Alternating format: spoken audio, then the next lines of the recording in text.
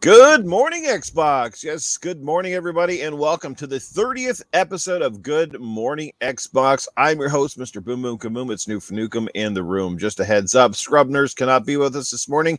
He got called into work. Boo!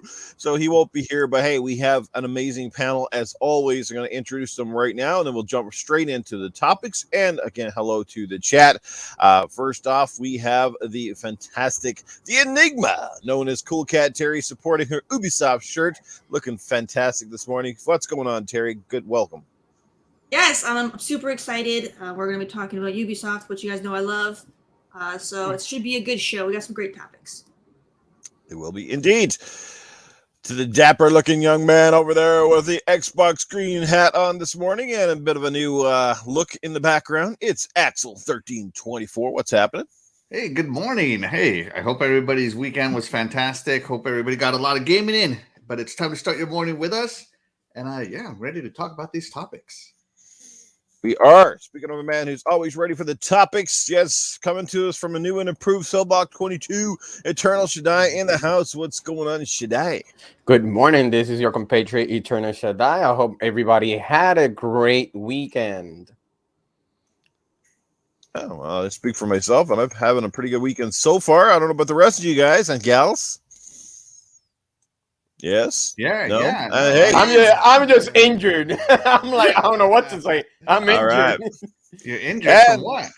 I was playing basketball, and somebody tossed the ball, and I messed up my finger. Basketball in the yard can be dangerous, man. Yeah, pretty much. Speaking of dangerous, the man is pretty lethal at an X-Wing fighter last night. Cerebral Paul is in the house, ready to go. That's right. Put my flight stick into action, showed you all how it's done. Damn. Good morning, everybody. I am only half awake. I should be awake by about 11 or 12. So. Paul was on my ass in Star Wars last night like a shit stain on a pair of old underwear. Let me tell you, all over me. Good stuff.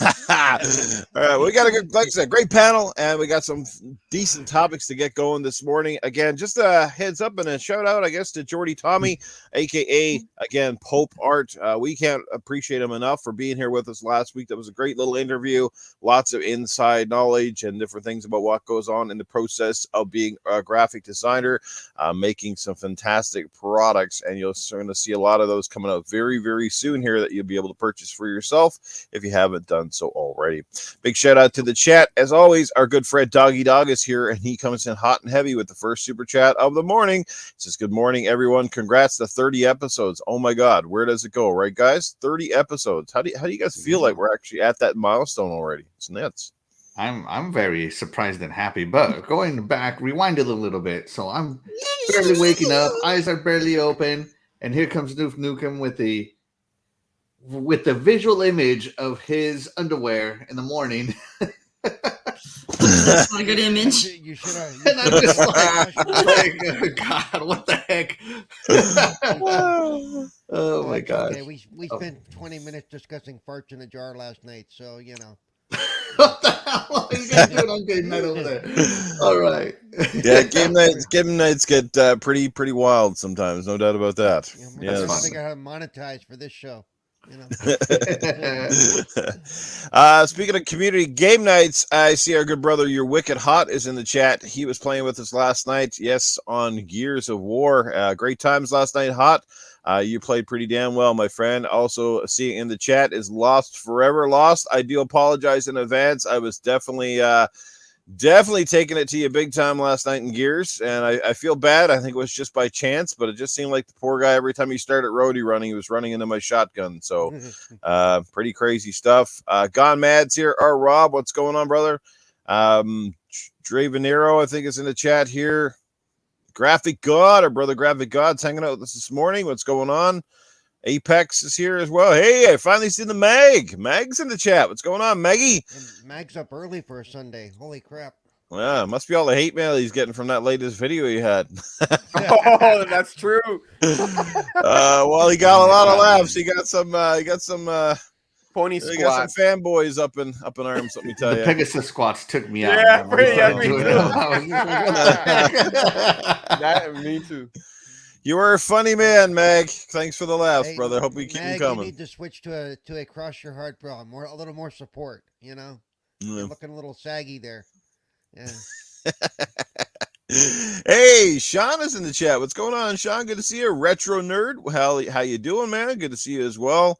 Did I miss anybody? Hopefully I didn't. Wild Bates. What's going on, Wild Bates? It's been a while. Casket Repairs in the house. Good to see you, Casket. Thanks for everything, brother.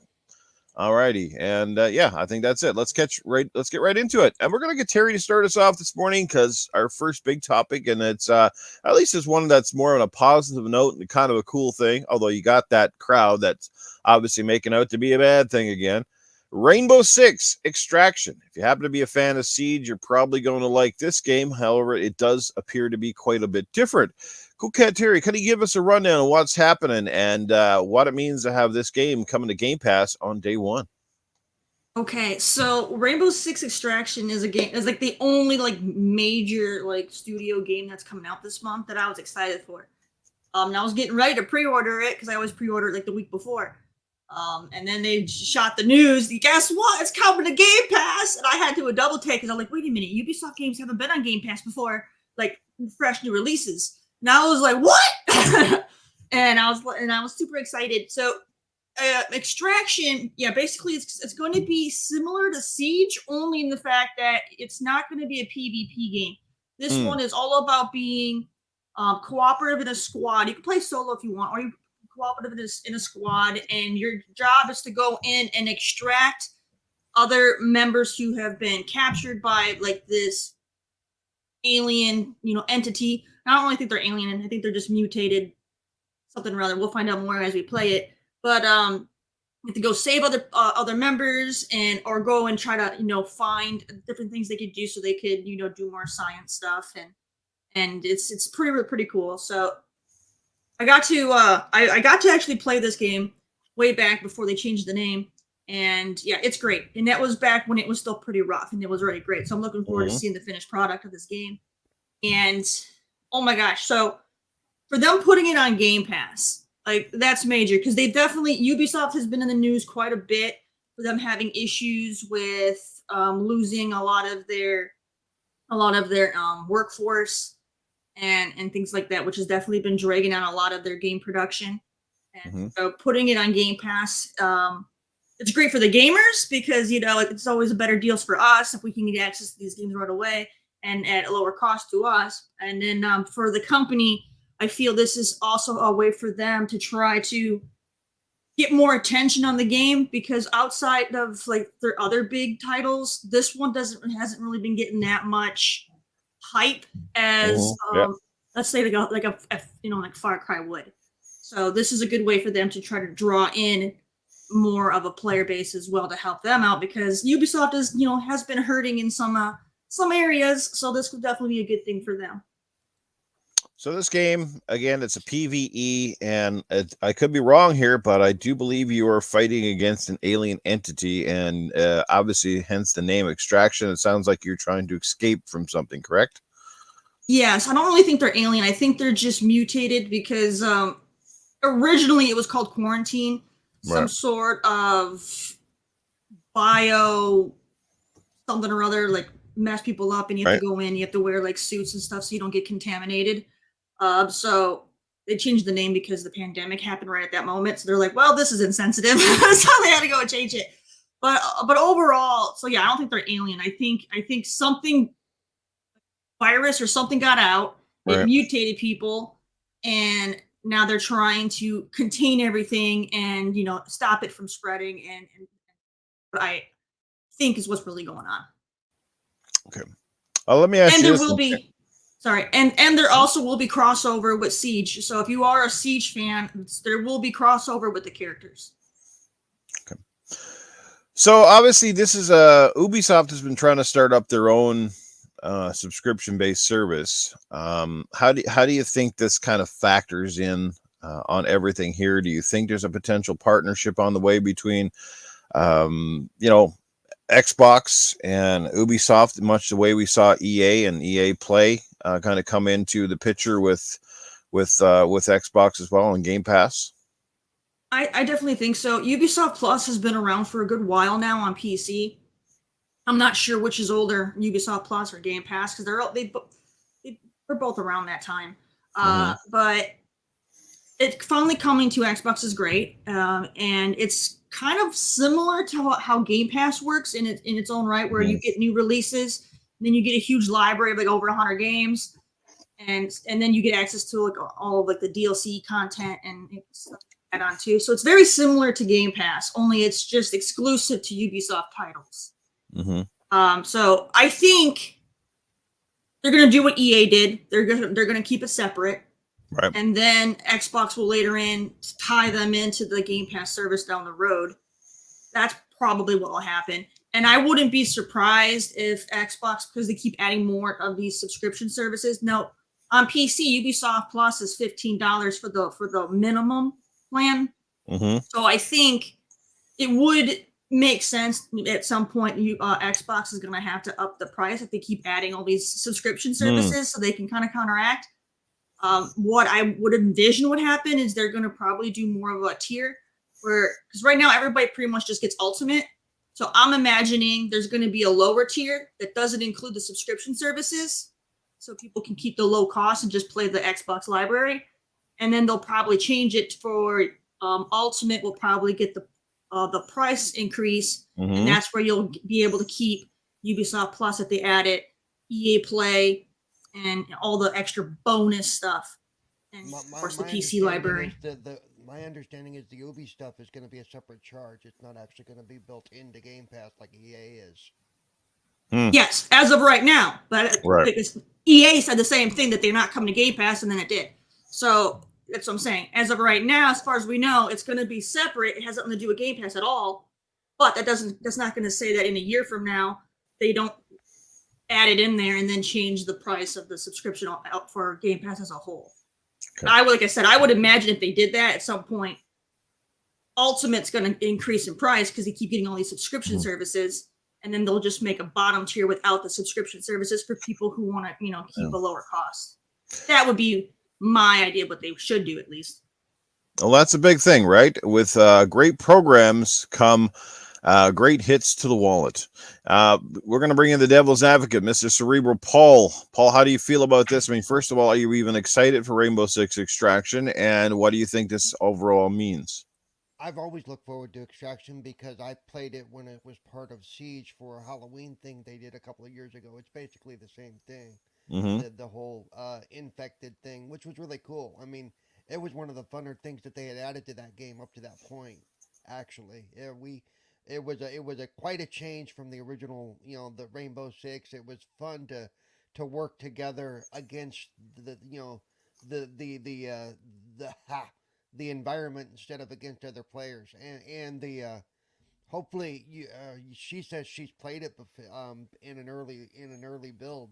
Hopefully they kept some of the weirder mutations that they had in the Rainbow Six run, because some of those things were really cool and the fights got really wild. I mean, they really got wild, and you really did have to work together. Okay, you throw your turret up here, and I'm going to run over here, and oh my God, don't get hit by that thing, which was a lot of the, So, yeah, I'm looking forward to that. The whole subscription thing, we'll see what happens there. Like Axel said in chat, I don't want to have to pay extra for this stuff, and I won't pay extra. I can't afford it. Another $15 a month is, that's a couple of meals for me sometimes, Right. So hopefully it'll be fed into Game Pass at some point, and maybe a $5 increase in Game Pass at some point would be fine. But I don't want to see Game Pass jump up $15 either to cover the cost. Right, and I think that's going to be and I think that's largely, if the price goes up, that's largely depending on, again, how you value Ubisoft's games in the grand scheme of things. I think overall, this is, I think the bonus on both sides is, one, you get another fantastic new game that goes in Game Pass, so it's a draw for that subscription service. And because Game Pass is growing much, much faster than, say, EA Play or Ubisoft service will probably be for some time, they get more eyes on their product. So perhaps they pick up more subs in the meantime. So I think it's kind of one of those win-win scenarios. Who it's going to pay dividends off for in the long haul, it remains to be seen. I guess it depends on how they play their cards. So, yeah. Who else wants to jump in, or any more to say? I think real quick, I think Yeah. part of it is because like EA and Ubisoft, they have limited libraries where Game Pass has been a little bit of everything Right. for everybody. You know, especially EA. EA is very limited. They're sports mostly, and then there's a sprinkling of like Dragon Age. You know, and that's it. Ubi is a little bit. Actually, Ubi's not that much more variety wise nowadays. Hopefully, they'll throw up some of their older titles that we don't see very often. That would be nice because that's the same thing I used to use EA Play for before they came to Game Pass. Go play the old titles that I hadn't played in many years, just to play them. You know, so They have a lot of old titles on Ubisoft Plus. yeah, so. they do have a lot of old titles that are very good actually. Before they got into the stage they're in now, where they basically work on one game and work it to death, which is that's what they do. That's cool. But like I said, we'll see what happens. Indeed. Well, I said on our prediction show, I said I think Game Pass will probably see a price hike this year. I wouldn't be surprised at all with more of these things. It is a possibility. It might be a vague one, but I definitely think it's there. Shaddai, Axel, either one of you guys want to jump in on any pent-up excitement for Rainbow Six Extraction, and what do you think this means in the grand scheme of things? Go ahead, Axel. Yeah, sure. So when I saw the preview to Rainbow Six Extraction at E3 last year, I was like, what is this? What's going on? And it looked escape-ish, the type of, hey, get in, get an objective, get out alive while being swarmed by the horde, if you will, style of gameplay. And I'm like, yeah, that's an escape-ish game. And I was going to try, and then I started looking at it, and I saw the price tags, and I'm like, I'm not paying that much for just an escape game where that's the only mode. But it's coming to Game Pass, so now my excitement is back up. So I'm definitely going to try it. I know that Rainbow Six is a huge, huge IP. My nephew right now, he's really into that Rainbow Six, the main one they have. I even forgot it right now. The popular Rainbow Six that they have going on right now, that's been going on for, I don't know, like 5 years. And so Rainbow Six Extraction is more my style because it's PvE. As much as I like PvP, I enjoy PvE a lot more. I enjoy playing with my friends. I enjoy co-op. So this game definitely speaks to me. Hopefully I'll make some Ubisoft friends to run this with. But what's interesting to me is, so I just went to this Ubisoft Plus website, and they have cloud gaming as well, but they only have it with Luna and Stadia. Xbox is not included in that cloud gaming for the time being. So I'm wondering if including this game on Xbox is starting the stepping stones also for a partnership to bring Ubisoft games to cloud gaming via Xbox, of course. And they have all that good stuff, and I can't wait to try this game. It looks good. As most Rainbow Six games go, the shooting is going to be tight, probably. The power-ups are going to be OP, probably, which is great on a PvE game, So, yeah, that's going to be fantastic. And I can't wait to find out the many different ways I'm going to die to these infected, alien-looking things. So, yeah, hopefully they have crossplay enabled on this one so that, my PC friends and me can all play together. I know that right now one of my biggest disappointments is that the Elder Scrolls Online is not crossplay. But hey, that's neither here nor there. That's a different topic for a different day. So yeah, I am excited for it, and I think it is the beginning of a partnership. What better way to grow your base than to give somebody a taste of what you got to offer, especially a taste of something new. Xbox does this a lot. They do a lot of these trial partnerships. Hey, get 3 months of what is it? What is that? The streaming music service for free. Get Spotify. Yeah, get 3 months of Spotify for free. But then after that, you got to pay. Get 1 month of Disney Plus for free, but then you got to pay, So this could be one of those ways like, hey, check out what Ubisoft Plus has, but you got to subscribe over here now. And to me, it's very similar to the way EA does things. The EA thing almost is a little better, I think, right now. But, Ubisoft is very competitive. They are a big player in the game, and I do think that they're doing this to grow their own subscription service. But I hope that Xbox starts working deals almost like a cable company, if you will. Or like, hey, Xbox Platinum gets you access to all the games on EA and Ubisoft and, I don't know, Take-Two, something like that. And includes all the big players for, I don't know, $20-25 a month. I won't subscribe to that because I'm happy at where I'm at with Xbox Ultimate, but that's the way I can kind of see the platform goal holders going, is more a cable-esque service. Now that all the major publishers have their own subscription, why not put them all under one roof under the platform holders for X amount of money? But yeah, that's the way I see this going. But overall, the game I am excited for, especially now that it's coming to console. So yeah. But actually, let me ask you this question before we head over to Shaddai. Do you think Rainbow Six Extraction, though, is going to largely benefit from this? Because I personally, just based on my perception or the so-called hype train or lack thereof on this title, I feel like, yes, going into Game Pass is the right move, because I just, in the grand scheme of things, depending on where this game drops, its release date, I just don't see it being a big seller. Overall, that's just me. Perhaps I'm totally wrong, and I wouldn't be surprised if it comes out, hits Game Pass, and it ends up like Back for Blood. It's hot for about 3 days, and then after that, it's just flatlined. So, how do you feel? Do you think that's an accurate take, or do you think I'm just being a negative Nancy? It depends on your view. So let's just pretend here, I don't have official numbers, nor am I pertaining to say real numbers. I'm just using numbers that are nice to work with.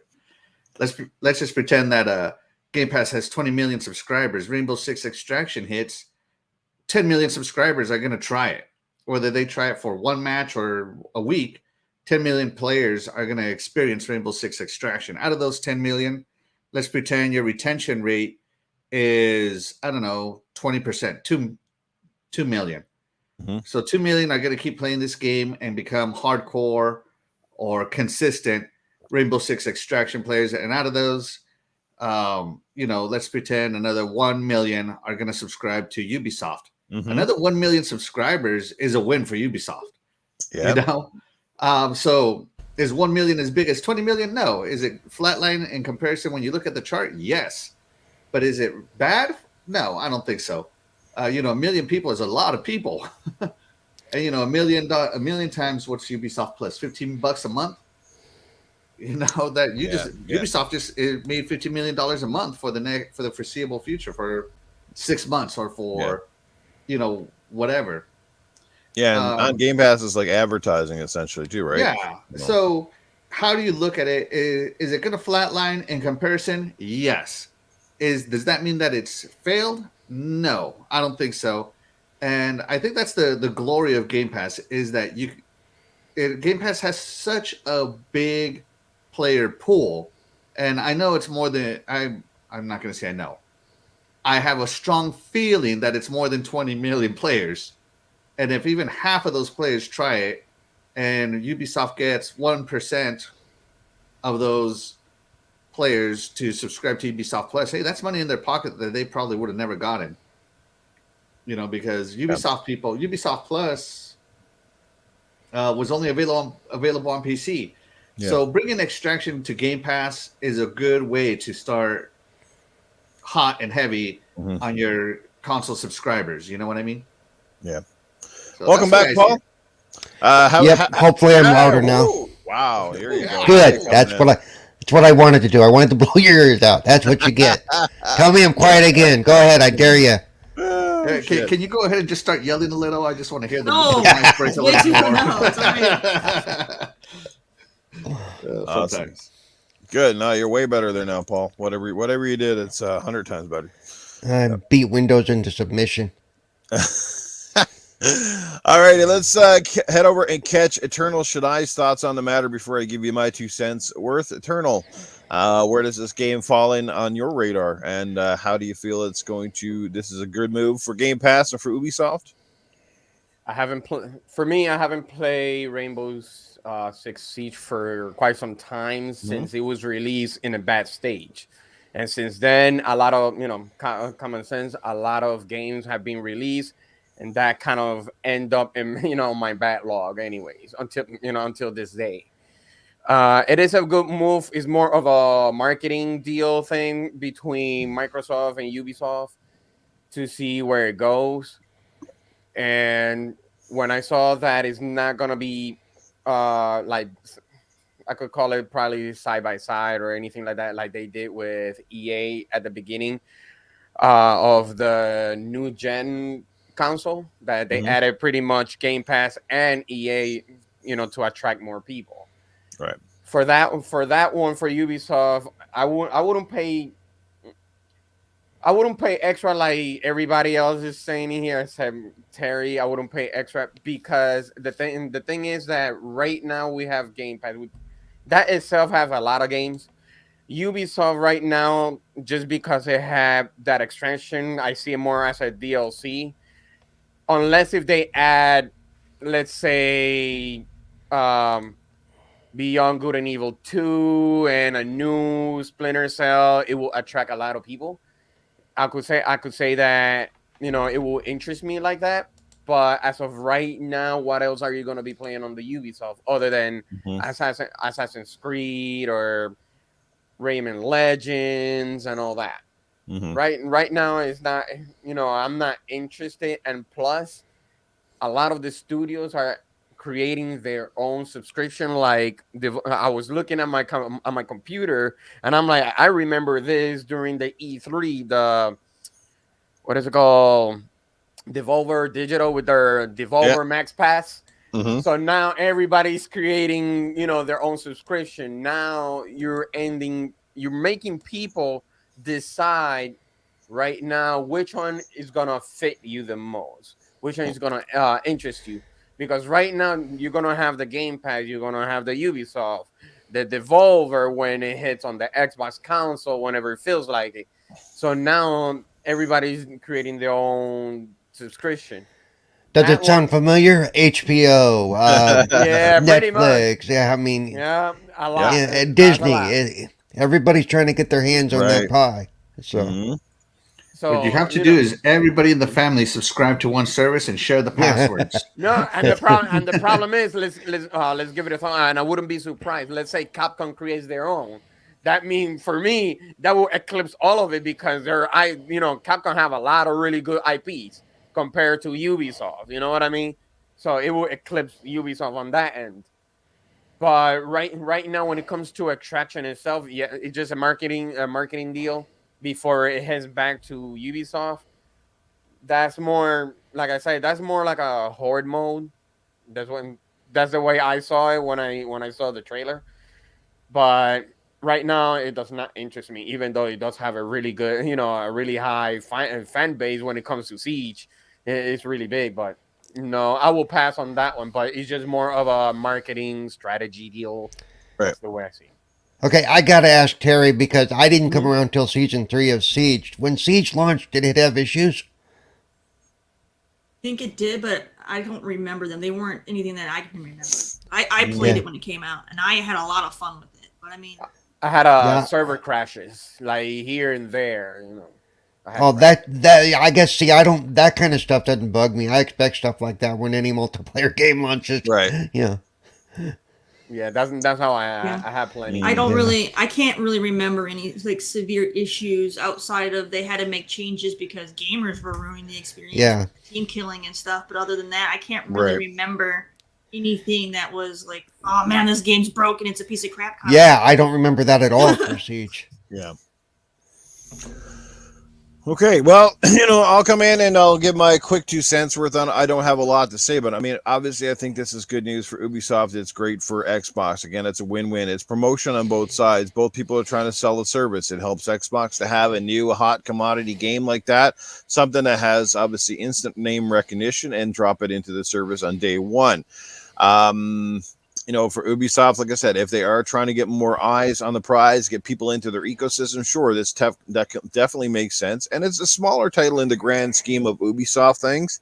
It's not one of their flagship titles. It's more of a spin-off. You could almost call it DLC to some regards, but I think that's why it just makes sense. More people will get to play it, and in turn, it could be a win-win scenario. Now, my big problem with the game right up front, and I've said this before, and again, I'm going to be hate to be the negative guy here on the, but me personally, I'm sorry. me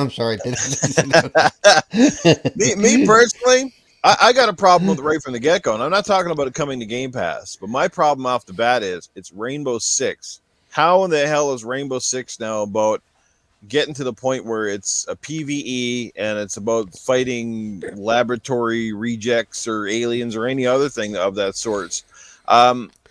I don't know, man. I go back to the early days of Rainbow Six, and this franchise seems like it is just like every other Ubisoft game that I've grown to love. It's doing its own thing. It's Rainbow Six by name only, and everything else just feels off. Like I didn't even get in on Siege. I avoided Siege like the plague, and the only reason I have it and they've even played it was because it was on community game night. Now, mind you, I will give it credit.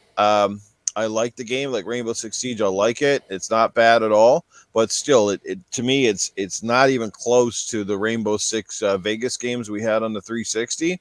That's what I want to come back. That's what I'm asking for as an Ubisoft and a Rainbow Six fan, is more like that. And I'm sadly going to say I don't think we're going to see any more games in that vein. It's just the way that they're doing their stuff now is just, I don't know. It just feels like they're afraid to do anything that's like single player based, that's just like not in the grand scheme of every other game. Like all the Assassin's Creeds now, they're all going to be very similar to the current design. As I said, I just played Assassin's Creed Syndicate, for the first time the other night, and I enjoyed it way more than Origins or Odyssey. That's what I like. I like those Assassin's Creeds. Games that still keep it confined without being overwhelming.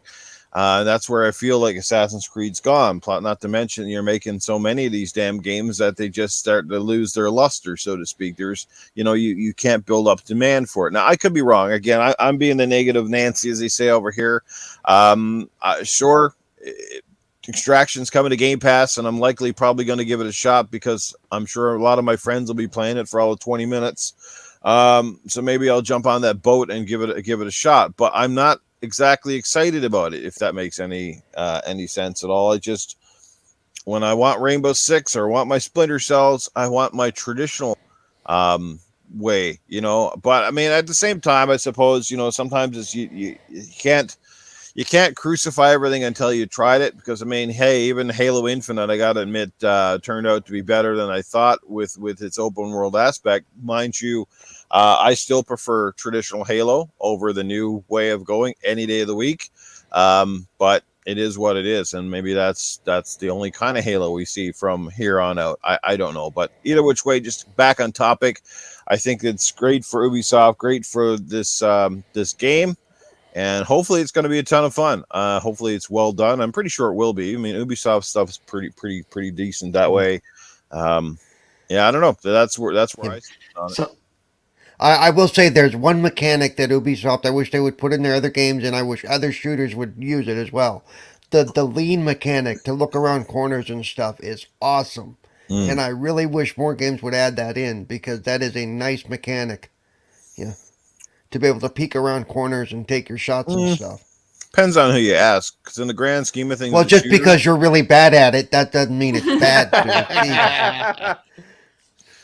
To me, that's the new camping mechanic from Battlefield. Just guys creeping around corners the whole time. You see his little nozzle sticking out. Just like the heck. Hey, if you play enough Siege, you'll see where that mechanic can save your ass. And you learn to watch for it as well. And you learn to watch for it as well. I use that mechanic all the time in PUBG. But real quick, so when you say old Rainbow Six, compared to the new Rainbow Six. What exactly are you meaning there? Well, first of all, where's my campaign? Second of all, with the multiplayer, why is it just a certain game mode? You don't even have standard team deathmatch in there. It's like I don't want to be playing with fucking shields and pardon my language and all that crap. Like that's great from time to time, but sometimes I just want to get in without all of the thought process of I get little drones and all this crap going around. I just want to get in and shoot people and have and get out that's what makes the game different. That's what makes the game different. It's a squad based, go in how hard and would it be to add something like tactical that for fans that strike. don't like it though. But Other games add modes. They're like, I am there with Newf though, because I do miss the classic Rainbow Six games. I would like a single player campaign, but we don't need the one- another. We don't need another 16v16 with Rainbow Six Siege. No. We have enough of that crap going on. No. I like just the remember- fact that Siege is very tactics. When you play Siege, you have to play tactics, and most of the other shooters we play don't have that. You just want to go in and run a gun and shoot. Go play one of the other games. Not to be rude, but why take away what makes Siege Siege? Make some of the maps bigger. I don't know, like just instead of being stuck in a claustrophobic house. It's just Siege is very well done. Like I'm, it's very yeah, well for done. what it is, Siege is very well done. Very well done. But yeah, no, I would like for Rainbow Six to go back. They can still keep the Siege, brand and keep running that series, but I would like them to go back to and have the classics. And even with the like Vegas and stuff, you could have you had bots, but you could tell them where to go and you could direct them. Okay, when I say go, we're gonna break this door and we're gonna come in on both sides and we're gonna take out the bad guys.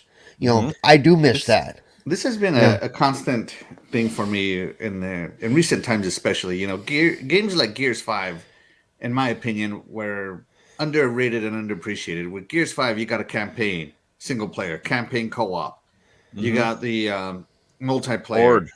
You got the Horde mode, and then you got that new escape mode. You got 5 modes in one game. And so Extraction is basically taking that escape mode and turning it into a whole game by itself.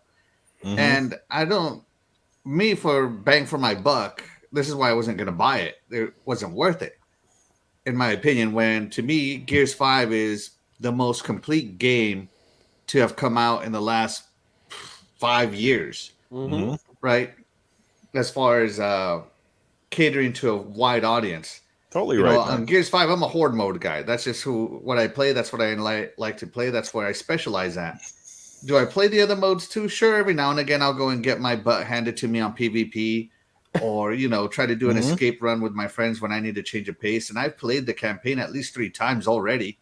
So, it's one of those things where I feel that games that don't offer a lot of variety start to lose their luster, in my opinion.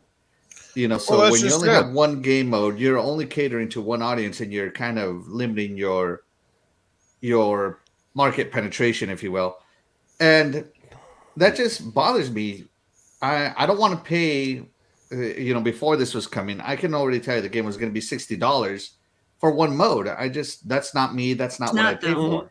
So, but at the same time, at the same time, do you want every game to have every mode? You think that, if the game is appropriate for it, I do. Like, historically, Rainbow Six has had a campaign. Historically, they've had PvP. Historically, they've had these other modes, and they've just gone out and branched them out into their own games.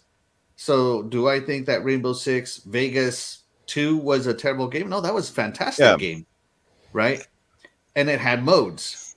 But, if the game is appropriate for it, I believe it should. So, like, an RPG obviously is not going to have those modes because it's an RPG. It's not built for it. No, but then every shooter becomes like every other shooter. What makes it special? What makes it stand out? If Rainbow Six becomes the next, whatever, the next Gears. Well, the fact that it's Rainbow Six. I mean, Gears is not the only cover shooter. But that's only going to push it so far.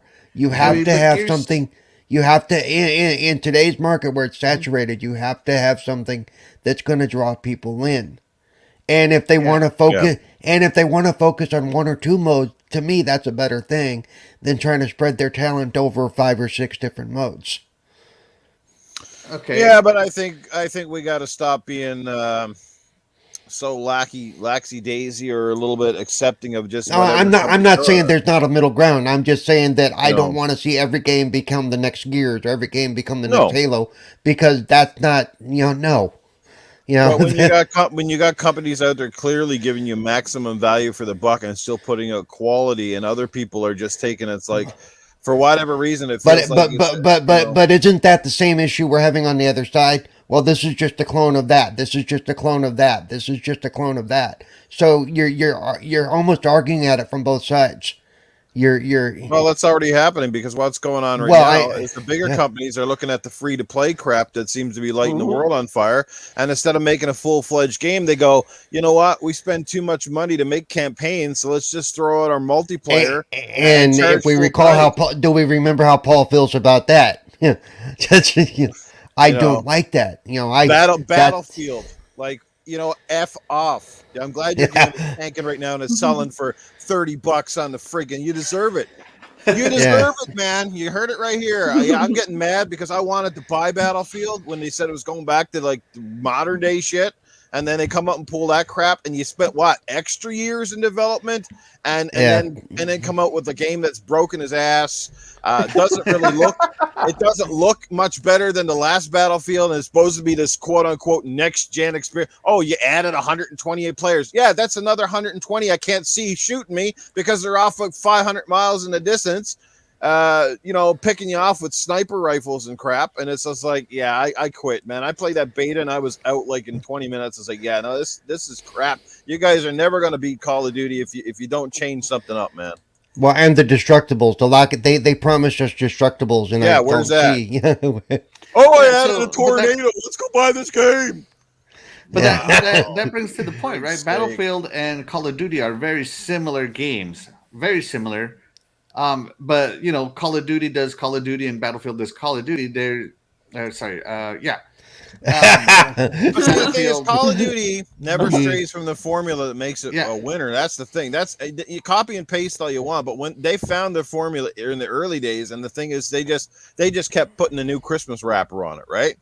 That's pretty much what they keep doing. Sometimes they break it, sometimes they make it better.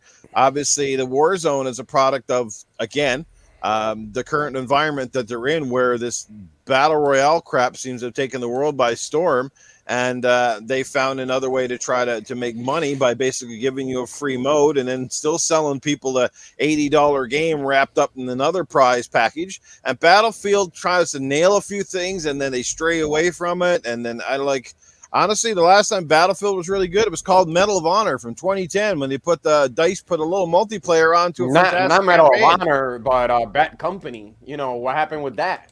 That's Battlefield. Oh yeah, it was. Same. Yeah, but DICE made Danger Close made the campaign for that Medal of Honor game back in 2010. You guys know the one? When they went to Afghanistan and based their actual missions around real spec operators and stuff like the that. One that got a lot of backlash. It was amazing. It was so good. I wish they'd make that back compatible. And then, of course, DICE just threw in a little multiplayer on top of it, which kind of felt a little bit like Battlefield, but had the smaller Call of Duty-esque style maps. And to me, it was the perfect blend of destruction, Battlefield, and everything. And I loved it, but nobody played it because everybody went like 10 minutes, like they usually do. Oh, Battlefield, it's great. 10 minutes, and the next thing you're over. Hey, back at the Call of Duty again. I think the thing that so back to my original point of Gears being a complete game. Gears is not the only cover shooter on the market, but it's built its own identity with all those game modes, and it might have taken some inspiration from other games, but it still kept it very Gears-ish. So Rainbow Six can do a campaign, a siege, a PvP siege, or the extraction in the Rainbow Six way. Rainbow Six is a methodical squad-based shooter that requires a lot of tactics. You can go in there and just shooting. You're going to have a bad time, but you can go in there. Rainbow Six is very, it's not slow, but it's fast-paced tactical shooting. Yeah. So it's one of the. It has its own little niche, and it can do it very well without just releasing each game mode as its own game. That's just my Yep. point. Well, and one But thing I it am does excited for different. Extraction Yeah. to play. One thing it does different than any other game that I can think of is the gadgets and stuff that you use in Siege that you have to take time to plan out. To where am I going to put this? Where am I going to put this? Where's the choke point? Yeah, I you don't can't just use I don't it. see that in any other game. You I can't don't. just use it and expect it to be effective, and that's my point. Yeah. With Rainbow Six can be Rainbow Six, and do its own thing. Other games can also have a siege mode or an escape mode Yep. or whatever, right? But it's not going to be Rainbow Yeah. Six. Rainbow Six is But its by own the way, thing. Noob, the use of those gadgets and stuff is probably why they don't do it in more wide open maps because those gadgets are kind of intended for, Closed indoors, enclosed areas to basically control those small areas instead of a big wide No, gigantic map. And I loved your point, Paul, where you said, people don't like it, they don't have to play it, but you can also add a mode that caters to a different style of fan base to bring them in. And then if you don't like it, you don't have to play it. Well, what's that? What's that new multiplayer game they're doing that has everybody from Sam Fisher Jr. to it's just Fortnite? gonna be run around. Yeah, so there you go. There you go. And that mobile, oh god. And I didn't mean to Anyways, take yeah, this just topic a little off, side off, conversation. I didn't mean to take this thing off the rails. I get very passionate, not because I hate Battlefield. It's quite the opposite. I actually really like Battlefield. I've enjoyed most of their games. I think the last one I really got my teeth into and really enjoyed was Battlefield 4. And after that, it just feels like, I don't know, it's been a mix mash ever since. I don't know. I really like number 3, too. Like 3 when that came out in that campaign. Oh, man. But, of course, everybody, the campaigns. Yeah, the campaign sucked. You know why the campaign sucked, guys? Pretty simple. Guess what? There's a correlation there. After Battlefield 4, the campaigns had no fluidity. They didn't even make sense. It was like, slap a person over in this country, slap a person over in this country, slap somebody here, and all these little segmented fragments that had no tie-in. It was stupid. It was for the lack of better things. These games turning into political BS is BS. Like, stop making games for to fit in with the so-called society trend and make games for gamers. We don't give a crap about all that other junk. Just make games that are fun to play. Stop catering to throwing characters in there that don't need to be just because that's popular now. Like, I don't care. They can come after me and cut my head off in this podcast for all I care, because I'm at my wit's end of political correctness and all the rest of the BS that we see in movies, games, everything now. Like, yeah, give it up. All right. I want to poke Newf even more now. I did want to circle back to Extraction real quick before we jump to the next topic. For those because I know a lot of people are going to try it on Game Pass, which is, big reason why they're probably putting it on Game Pass, which is great. So that way, if you try it and you like it, great. And if you don't like it, you save $40. For those who are on PC and you don't invest in Game Pass, or if you primarily play on PlayStation, it's $40. But they do have the buddy system in there. So if you really want it, but you have friends that are iffy, they can mooch off of you for like 14 days and play it for free. And then if they end up liking it, then they can buy it. So that is an option.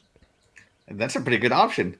That's nice. Yeah. So awesome. I'm looking forward to Extraction. As I said, I'm looking forward to it. I definitely want to see what a tactical escape mode is, because Rainbow Six is all about enclosed areas. It always has been. So we'll see what happens. So I take it, Axel, you didn't play the special event when they did it in Siege I a did few years not. ago? No. It's actually a really cool moved on system. from Siege at that point. Yeah. I had probably lost enough and gotten pissed enough that I was, using colorful language and uninstalled instantly. Yeah. Of all the events they've done, that one was probably my favorite. The one that they're basing Extraction off of. That's awesome. Yeah. All right. Yeah, that's all I got to say. Perfect. All right. Anyway, guys. Quiet, real. Shit. There you go. We woke everybody up this morning. Conversation's starting to get heated here. Great stuff. Yes. Take a chill pill, man. the chill pill. Let's head over real quickly. We'll talk about the whole Final Fantasy thing, because I don't think it's going to take a whole a whole lot of time to really discuss. I don't know the full ins and outs of it, but it certainly sounds like future Final Fantasy games may be exclusive to PlayStation and PC. I'll give you my take on it in just a moment, but I'm curious to know how you guys feel about the potential of seeing Final Fantasy games kept away from the Xbox ecosystem. Is this a Square Enix potentially thing, or is this a Square Enix / Sony thing that's going on here? Someone behind closed doors thinking it makes more sense to keep it exclusive, and then I'll see how you feel about that. I got my take on this as well. Who wants to jump in on this one? Who's a Final Fantasy freak up in here? Who's going to get upset if Final Fantasy doesn't show up on Xbox? I'll jump in because mine's going to be real quick. Don't care. Look, to me, it's no different than the Bethesda games going strictly to Xbox and not Sony. I mean, even though there's more to it because, Bethesda is now owned under the Microsoft banner. But still, it's the same basic thing. If you want to play it, buy a PC. If they want to play Bethesda games like Starfield, they're going to have to buy a PC or buy an Xbox. It's just the way it is. I don't understand the drama about it. All this, well, it's been on Xbox before, so what? That's the same complaining that the Sony guys are doing about, well, all the Bethesda games have been on PlayStation before. Okay? That was then, this is now. Thank you. Bye. There, I'm done. That's it. That's all. I like I said, I don't see the big deal. I don't see it any different than being on the other side of that coin. Yeah. Well, great point, Paul. And you did it. You did it in a faster time than my farts. Go ahead, Terry. I'll go next. I personally am not a Final Fantasy fan. However, my husband is, and he's waited years for Final Fantasy VII Remake to come to Xbox because they said it was coming to Xbox. So that's a reason why people are upset, because promises were made and now they're might not be being kept. And they don't, and Sony doesn't own them for them to take it away like when Xbox bought out Bethesda. That's different. So it's definitely a big deal, and it took a long time for him to finally give me the go ahead to rent the PlayStation version for him to start playing it, because it's starting to look like he's never going to be able to buy it on Xbox. And so this is news that he doesn't want to see this happening. Right now it's all speculation. Square has not come out and said, hey, we're only going to make these games exclusive to Sony. It's just a lot of journalists making speculation, and everybody's running off of the rumor mill right now. Well, thanks for clarifying that, Terry. So this very well might not even happen. This is a lot of fear mongering, basically, at this point. So we'll have to wait and see what really happens. But because promises were made that this game, that game was going to come to Xbox, if they decide that they're not going to do that now, that's some shady back. That's terrible. But let me speak to that real quick too. That even doesn't bug me because deals change, things happen, situations change. You make a promise 3 years down the road, but something happens a year later that changes that. I mean, that's what happened when Bethesda was bought by Xbox.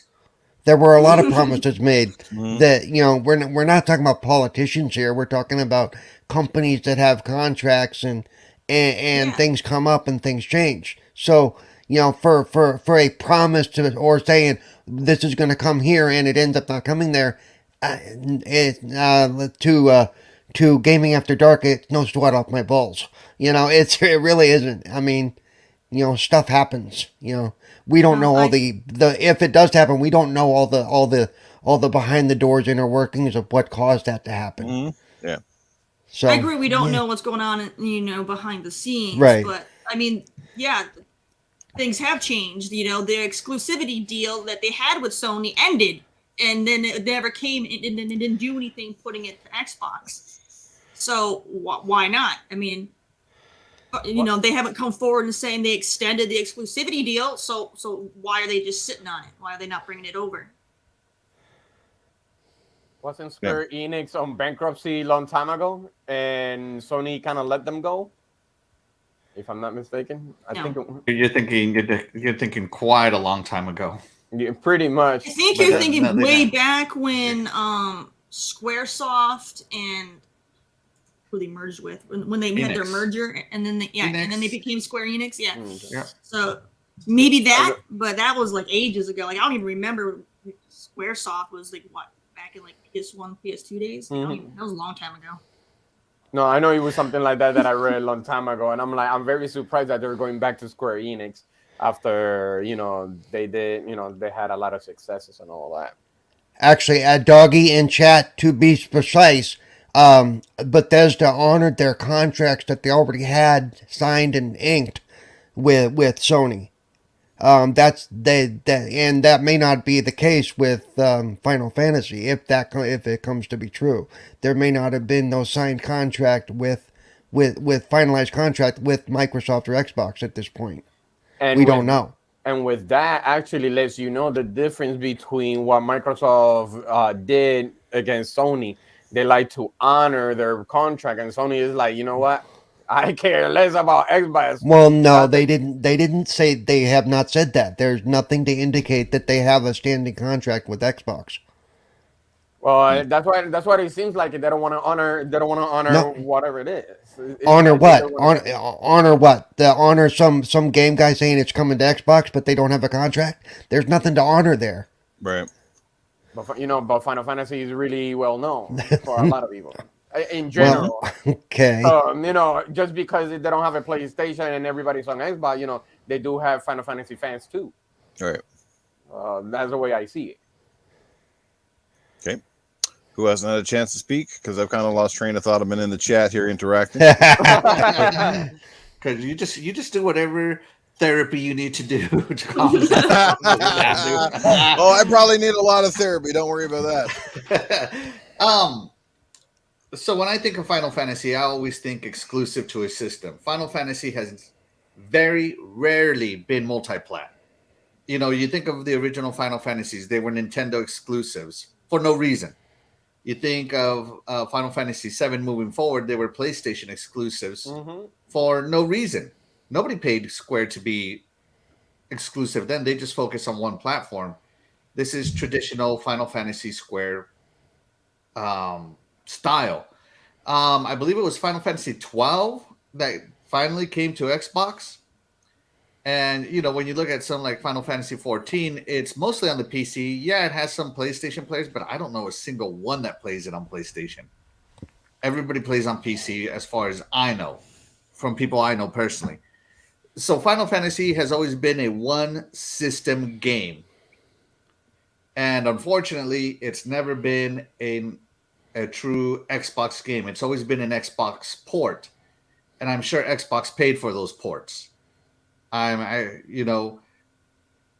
They're Square, the way Square does things right now is who's willing to pay the most money. And I think that Sony is willing to pay more money to keep Final Fantasy on PlayStation. So Sony just, they buck up and they put out the money, and to them, Final Fantasy is a good enough franchise that they pay for it, for that exclusivity. And Square likes it because then they only have to focus on one system. And Final Fantasy VII Remake not coming to all consoles is a slap in the face, in my opinion, because I would like to play Final Fantasy VII Remake on my Xbox, but I have a PS4 as well, and I'm going to play it on the PS4. It's on the backlog. So, yeah, unfortunately, this is one of those third-party exclusive deals that exist. And, I also believe that this is also a bit of backlash from Sony, a bit of protecting the RPGs on their side, because the Western RPGs, with the exception of Cyberpunk and some of the Ubisoft games, are exclusive at this point to Xbox. Every Western RPG developer has been snatched up by Xbox, and if you want to play Western RPGs, they're going to be on the Xbox, with the exception of some big ones like Dragon Age, Cyberpunk, and I don't know, the Ubisoft ones that are more action RPGs, but still RPGs. So I think Square Enix is going the opposite route of like, hey, you want JRPGs, you got to come to PlayStation. They're going to have the Final Fantasies, they're going to have the Personas, I don't know what other big JRPGs there are. Their home console. Yeah. Yeah. Home console, yeah. So I think every console is starting to get into their niche of RPGs, and this is just more of the console battlegrounds that are happening behind the scenes, and it takes money. I mean, if Xbox really wanted Final Fantasy VII, they could pay for it, and Square would be more than willing to take that money and develop. You know, at the end of the day, Square's all about money. If you look at their business practices, Yeah. so sad but true. Does it bother me? Yes, it does. I do think that Final Fantasy is a big enough franchise that it should be multi-plat no matter what. Right. But reality is reality, and unfortunately, we have no choice but to live in it. And it's going to have to stay exclusive to PlayStation. I really, whether the rumor is true or not, I really don't think Final Fantasy is going to be on Xbox anytime soon. And if you look at my social media, I let Square Enix have it all the time for excluding us. It does make me angry, but I deal with it. Mm-hmm. Yeah. I go to my therapy sessions. Well, part of it also is that they know the numbers of the player bases of where it's been played and where it's got the most attention too. We don't have that information. Well, You know, there's a lot you that also goes release into with the less hype on the when you don't release concurrently in an ecosystem. Like yeah. if Final Fantasy VII Remake came to Xbox, Square Enix isn't going to spend any advertising on it. Yeah. You know, the hype train has already. No, Those but who still, truly the- want to play it have already played it. Yeah, but So- they still see the engagement. I mean, and they have ways they can look at that and go, okay, they said they wanted it, we pulled it over, and only X amount played it. Is it worth it for us to do that again? You know, it's strictly a numbers game at that point. Which like I said, it all comes down to business, and I get some of that. Yeah. As much as I hate it, I get it too. Yeah. I just hope the media calls it out and gives as much crap to Sony and Square Enix if this deal actually does come to fruition, if this actually happens, as they gave to Xbox for the Bethesda thing, for acquiring that. Because we all know, like I said, at the end of the day, it's all about business. And Microsoft had that unfortunate. I call it unfortunate. Like they know what they were doing. I don't think there's anybody, especially with the current heads at Xbox, that entirely enjoyed perhaps the deal that they placed with Bethesda. And again, it's on a case by case basis. But the thing was, they knew they had to do that to get enough studios underneath their stable to create lots of content. And it was a big name. There's no question about it. It rocked the game industry, and it was huge for Game Pass. And it might not have paid a lot of fruits of the labor yet, but wait till games like the next Elder Scrolls drop. Wait till, say, another Doom comes out, or some of these ultra popular games. You're going to see that deal is going to pay off in magnitudes, because if they keep their stuff exclusive to Xbox, PC, their ecosystem, it's going to pay off big time for them. Final Fantasy has that potential to certainly swing a lot of sway for the PlayStation brand if they choose to go that route as well. Yeah, I think so. And the media is not going to call them out. We already know this, man. Sony's the media sweetheart, and they're very bullish on it. Mm-hmm. So it's just not going to happen. Let me catch up with the super chat here real quick, and one of you guys can answer this question for Aaron in the chat. Aaron JF94, he drops $5 and says, how do y'all think about handheld gaming PCs? The One X player seems awesome, but the Steam Deck is a third of the price. Who's an expert on this subject? You can answer that for him. Axel's got his hand up. Go for it, Axel. I got you. I think the handheld gaming PC market is crap. Now, let me explain it to you. Okay, so the Steam Deck is awesome because you get to spend you get to play your Steam library games on it, right? So it's great if you have a huge Steam library and you want to play it on the go, or they force you out of your PC room into, I don't know, some weird social setting and you don't want to be there. And you want to play your Steam games, which is fantastic. But here's what I don't see. When I play PC, I play RTS games, which are mouse and keyboard games. I play MMOs, which are best played mouse and keyboard. I play with mods on all the time. One of the big advantages of Steam games and PC gaming in general is mods. Mhm. I have so many mods for Flight Simulator, it's crazy. And while Flight Simulator console port is fantastic, it's not the same as it is on PC. So when you take that and you downsize it and you basically put it on a controller with a screen in the middle, and a touchpad like your laptop does for a mouse, it just ain't it, man. It ain't it. I don't like whenever I see a lot of these previews for these handheld PC portables.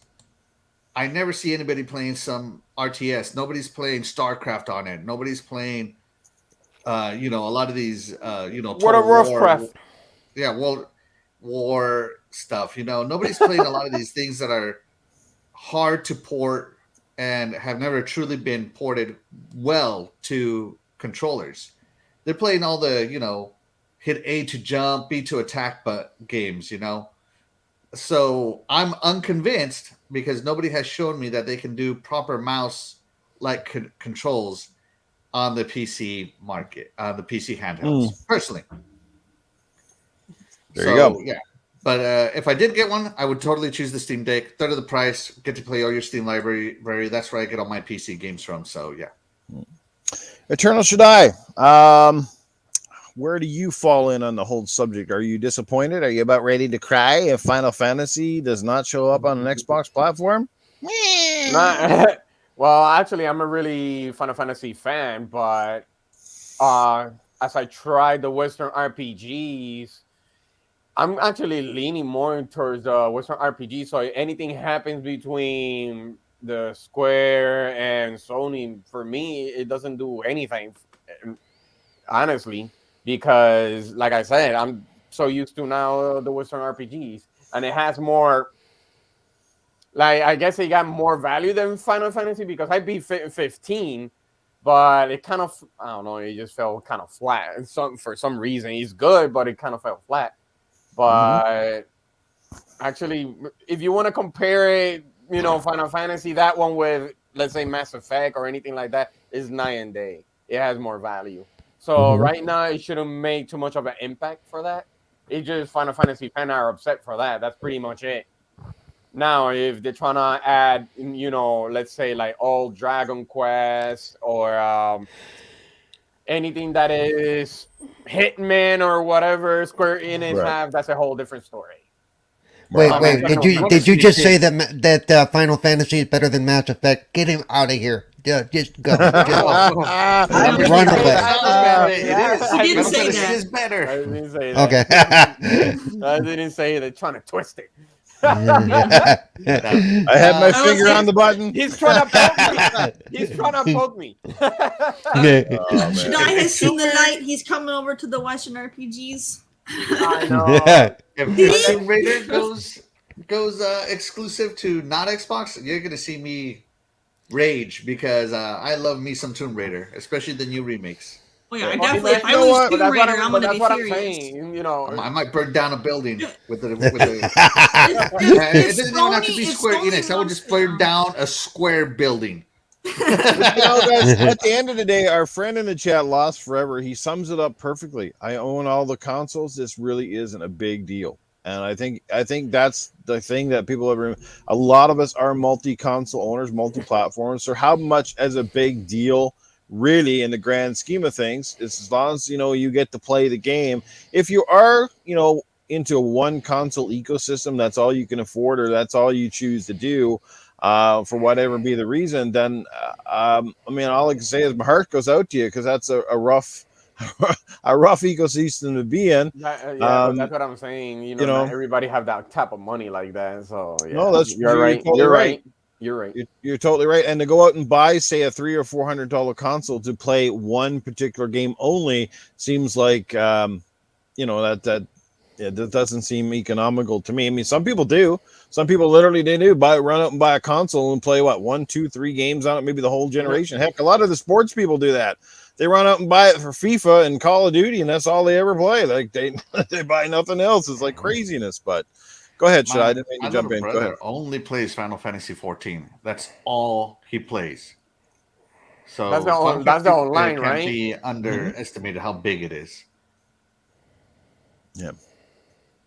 And unless correct me if I'm wrong. I think in one of the documentary video, didn't they said that Sony doesn't like Microsoft? And I think it was, I know somebody said something like that. So it's like they were trying to keep a lot of the things from Xbox. So if that is the case, well, we'll see it right now. They're trying to keep a lot of the things away from Xbox. Are they hurt because they bought Bethesda? Oh well, that's on that's Well, on them. we know they don't like stuff that Xbox does because every time Xbox has any type of good news at all, they immediately try to come out and steal their thunder. They do not want Microsoft to get any type of good publicity. Action speaks louder than words. That's what when Halo was announced, they're trying to announce it with Horizon. I know it's a tactic, but the thing is that like everybody's saying, this is behind the scene. We don't know if it's actually true. They're trying to remove all Final Fantasy. Why? Because probably they're hurt because of the Bethesda deal, like you guys said. So that lets you know. I don't care if it's business or not. That lets you know they don't really like Microsoft. They don't. They're not liking their business. Their business tactics. They're trying to. What they're gonna see? Well, because Microsoft's business moves right now are kind of woken the whole industry up. They're putting people on notice, and people don't like that because Microsoft is changing their business model. That's not Sony's intended business model. Where they're going right now is because of Microsoft's moves, not because I think that's something they wanted. Because if they wanted it, you know what? They'd have done stuff like it already. They'd have changed everything already, but they haven't. Yep. They're very reluctant. They're testing the waters, but they're not going all in. They're just like, yeah, I guess we kind of got to conform before Microsoft completely kicks our freaking ass here. It's the way they've always done business. Sony's always been slow to change because if they got something that's working, they don't see the need to change and to adjust until until it's right in their face, and they go, "Oh crap, we need to do something now." Yeah. Exactly. And look at now. They purchased a lot of the studios. Now they closed 2 or 3, and now they have 5. I think what is it, like 5 extra. So they trying to do something, but everybody knows that.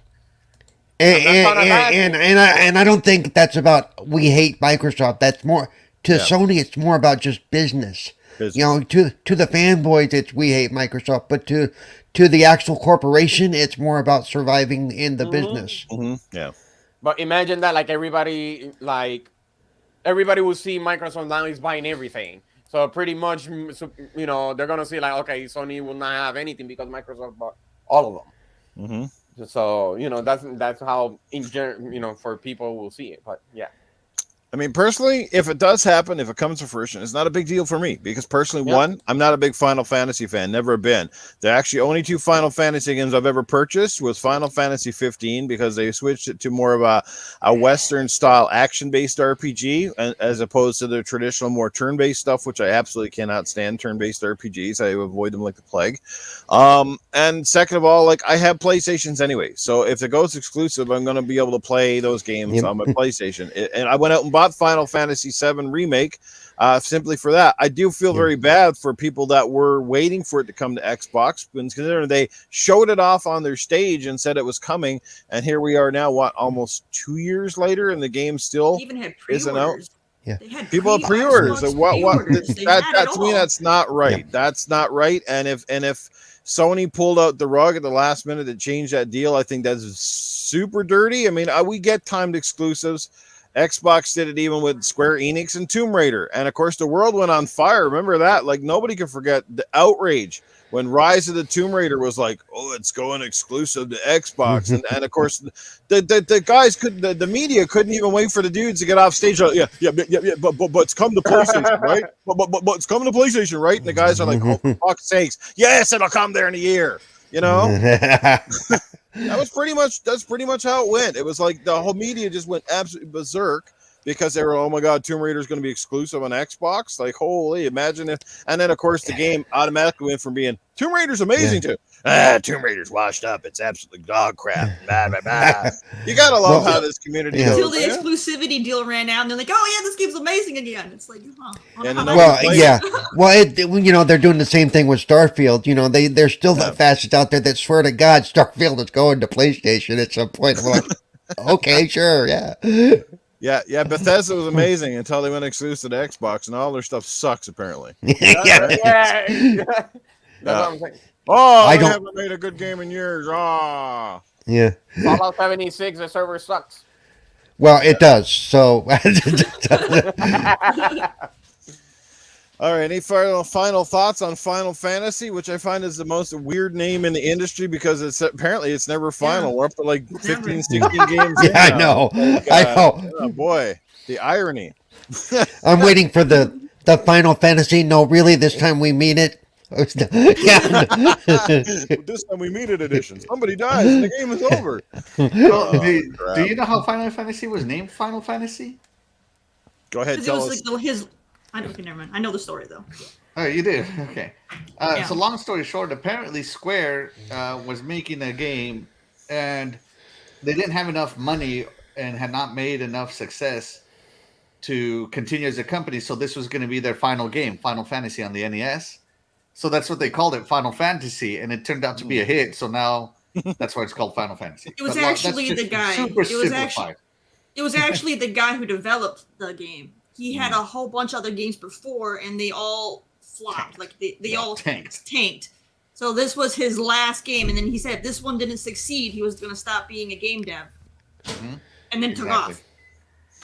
You're totally right, Happy Cloud. No, we know they're not enemies. I mean, they all share the same common ground. It is competition, like Paul Enemies. said. It's business stuff. But at the end of the day, it Yeah. comes down to Enemies. business, right? It is funny to watch people lose their shit when there's a picture of Ryan and Phil eating dinner together. You know, yeah. Well, even they're if, like Phil's a traitor. I'm like, what the hell? They're eating food, guys. I just want to see even just Phil recently, and- was it Aaron Greenberg? Wasn't he was out Yeah. eating and Yoshida sent him over a bottle of wine or something like that and said like, Yeah. congratulations or whatever. Like I just little want to things see like that.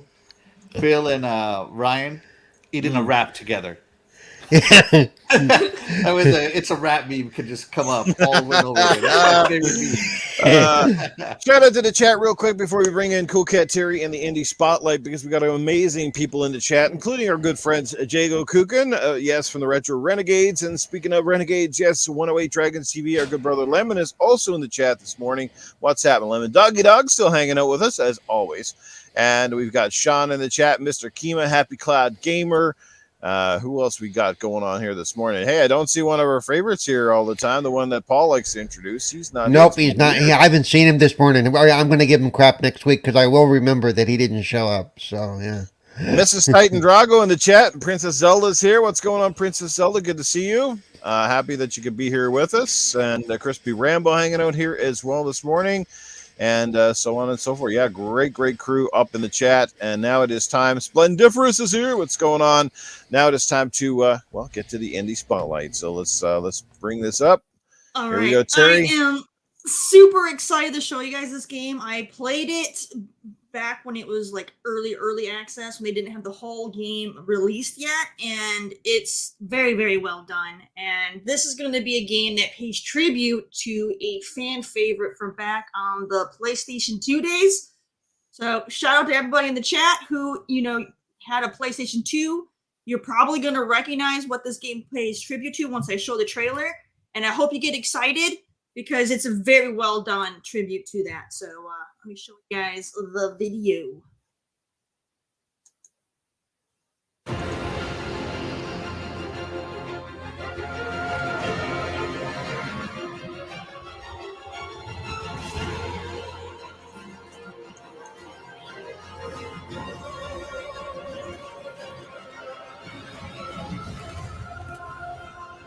Something like Shadow of the Colossus almost. That's the first thing that I had on mind. Immediately got thought of Shadow of the Colossus, yeah.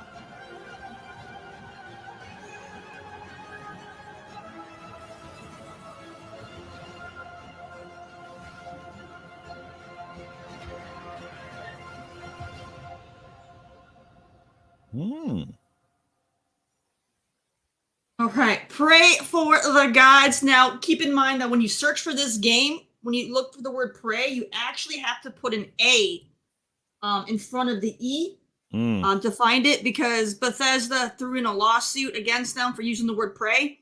So they went ahead and they just threw an A in there real quick to get Bethesda off their back. But but yeah, go ahead. This game it just dropped here in December on pretty much all platforms excluding Nintendo. It's made by No Matter Studios, which is a 3-person team based out of Washington State. It's quite impressive, the kind of game that they did with just the 3 people, and you guys all guessed it. It's definitely Shadow of the Colossus. It's so well done. And there's more to it. Shadow of the Colossus, it's literally you just go from Colossi to Colossi, and that's it. This one, it has more RPG elements involved in it instead of you just going from one to the next to the next. So yeah, Bethesda has a copyright on the word prey because they have the game Prey. So they were like, you can't have the word prey. So they were like, okay, well, we're just gonna misspell it and you can go F off. so that's what we did. They didn't want to hear the rest of the gods. I don't care if you said of the gods. They're like, we're not changing our name. We'll just spell it wrong. Ha! These guys don't know how to spell. Edgy and use a Z. But no, it's fantastic. It's a $30 game. So if you want to go and pick it up on PC or PlayStation or on Xbox, go ahead and check it out. It's just it's really good. It's really good. Like I said, 3 people made this, and it's fantastic. Wow. Great in the spotlight again, and that does look really, really cool. Definitely want to try that one out for sure. So there you go. And no much excuses, guys. It's almost on every platform. I think it's pretty weird though that these companies. It's one thing to to trademark certain things, but like little things like names like that is just absolutely stupid. Stupid, I tell you. Stupid. Trademark that now. Can't say stupid anymore. I don't think anybody should have copyrights on any words. No. Personally. Amen. Preach. Thank you. Yes. Man, if the movie industry did that, holy man, it'd be lawsuits every 5 seconds. Like, how many movies have like the same name or same words and everything else? It's just crazy. I'll copyright the word "the." There we go. Oh man, crazy stuff. Great indie spotlight again. Pray for the gods. Check it out, everybody. So yeah, I think if you like Shadow of the Colossus, you're probably definitely going to look like this one because that's the first thing we all were like, man, this definitely bears resemblance to that game indeed. Yeah. All right. Let's here we're going to get into an interesting topic. We alluded to it at the top of the show. The chat's been on fire with it, and this is always a topic that gets people worked up for the better or for the worse. And we are talking about VR, virtual reality. It's been a buzzword in the industry for many years. Now I think it's finally starting to come into its own. I saw more people adopt Oculus in this past 6 months than I saw in any type of VR buzz in the past 4 or 5 years, including PlayStation VR. Maybe people were just silent. There are people in the chat like Jago Kukin and myself have been early adopters and have loved the tech. Sure, is it where it needs to be yet? Not quite, but boy, God. In the last 5 years, it's come certainly a long way. I think the Oculus Quest 2 was a big boost because it's an untethered device that doesn't require an expensive PC, doesn't require any fancy gadgets. It's got amazing hand tracking. Again, it's light, it's comfortable, and has very few drawbacks. But one of the biggest drawbacks, if you are an Oculus adopter, is yes, the graphics can be rudimentary, sometimes even crude. Some games look pretty good, like Vader Immortal and other ones like that, but overall, that's the part that kind of loses you in the experience when you play games that just they look like they came off the PlayStation 2 generation. But that is some of the drawbacks for the compensate for the high frame rates and different things like that you need to have an enjoyable VR experience. I know in the chat right now, let's raise your hands if you are rocking a VR headset in your household. I got my hand up. You can't see it. Axel has one. Cerebral Paul just recently new to the Oculus environment. Oculus Quest 2, I do believe. Shaddai, you don't have one yet, I understand. They don't allow him to do virtual reality in prison. His reality is enough. Never caught my attention.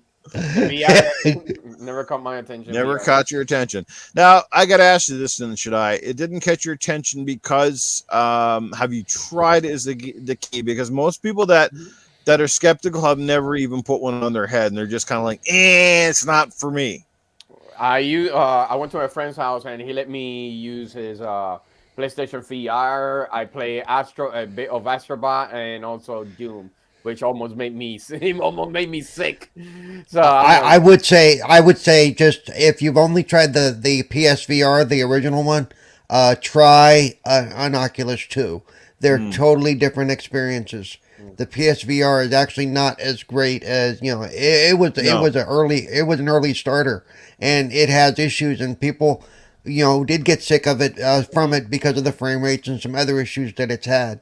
But they've improved that, and especially in the Oculus 2, it's amazing. It's very different. okay, this is what I think about VR as in general. I thought he was gonna get up and cut a fart for a second there. Yeah, it looked like he was like adjusting to let one rip. Yeah. No, I'm not Newf. No, this is how I see it. For some reason, I wanted to do some research between Kinect and VR as in general.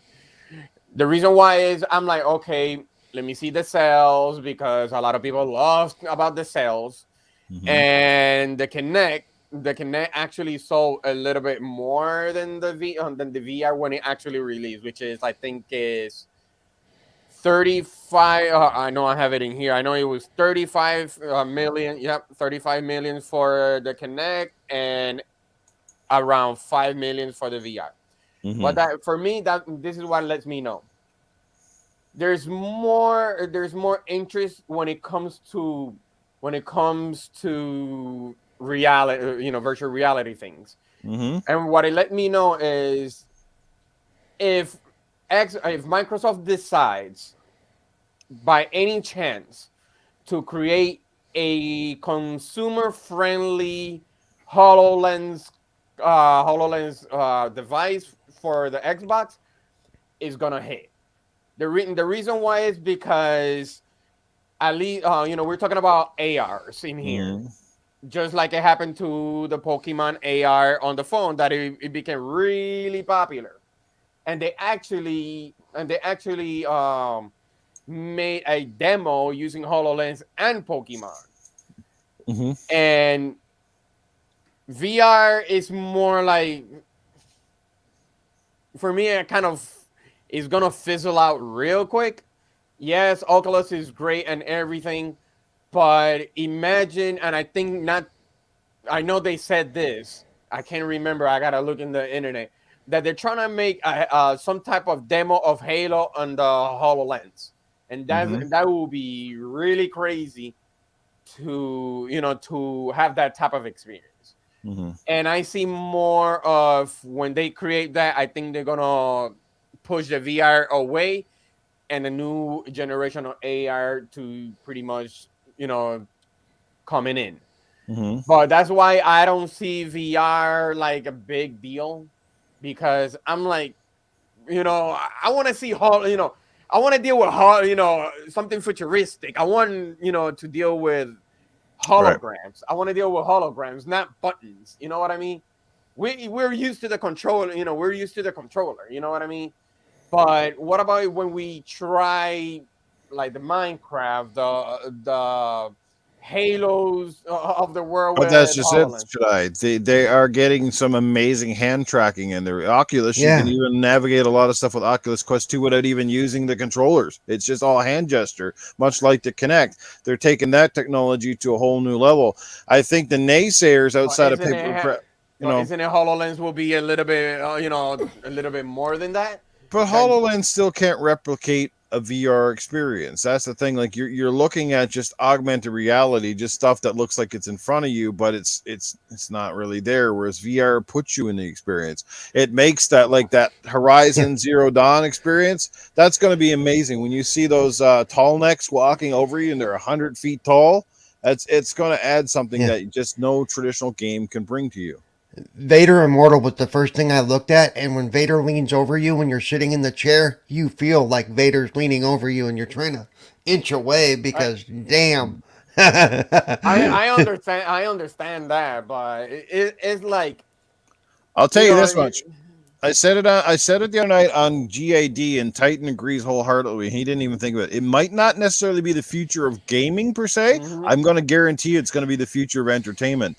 When these guys catch on to this stuff, you are going to be able to go front row seats to the biggest concerts, events in the world, whether you pay $1 or you pay a subscription fee. But trust me, when the well dries up on all these subscription services and they're looking for the next big thing, that's how you're going to get it. They're going to put VRs on your heads, and you are going to be, like I said, been able to take in events that no human possible, unless you're loaded, filthy, stinking rich. You'll be able to go to the Super Bowl and sit right at the 50-yard line and be able to see Tom Brady up close or whoever your favorite player is.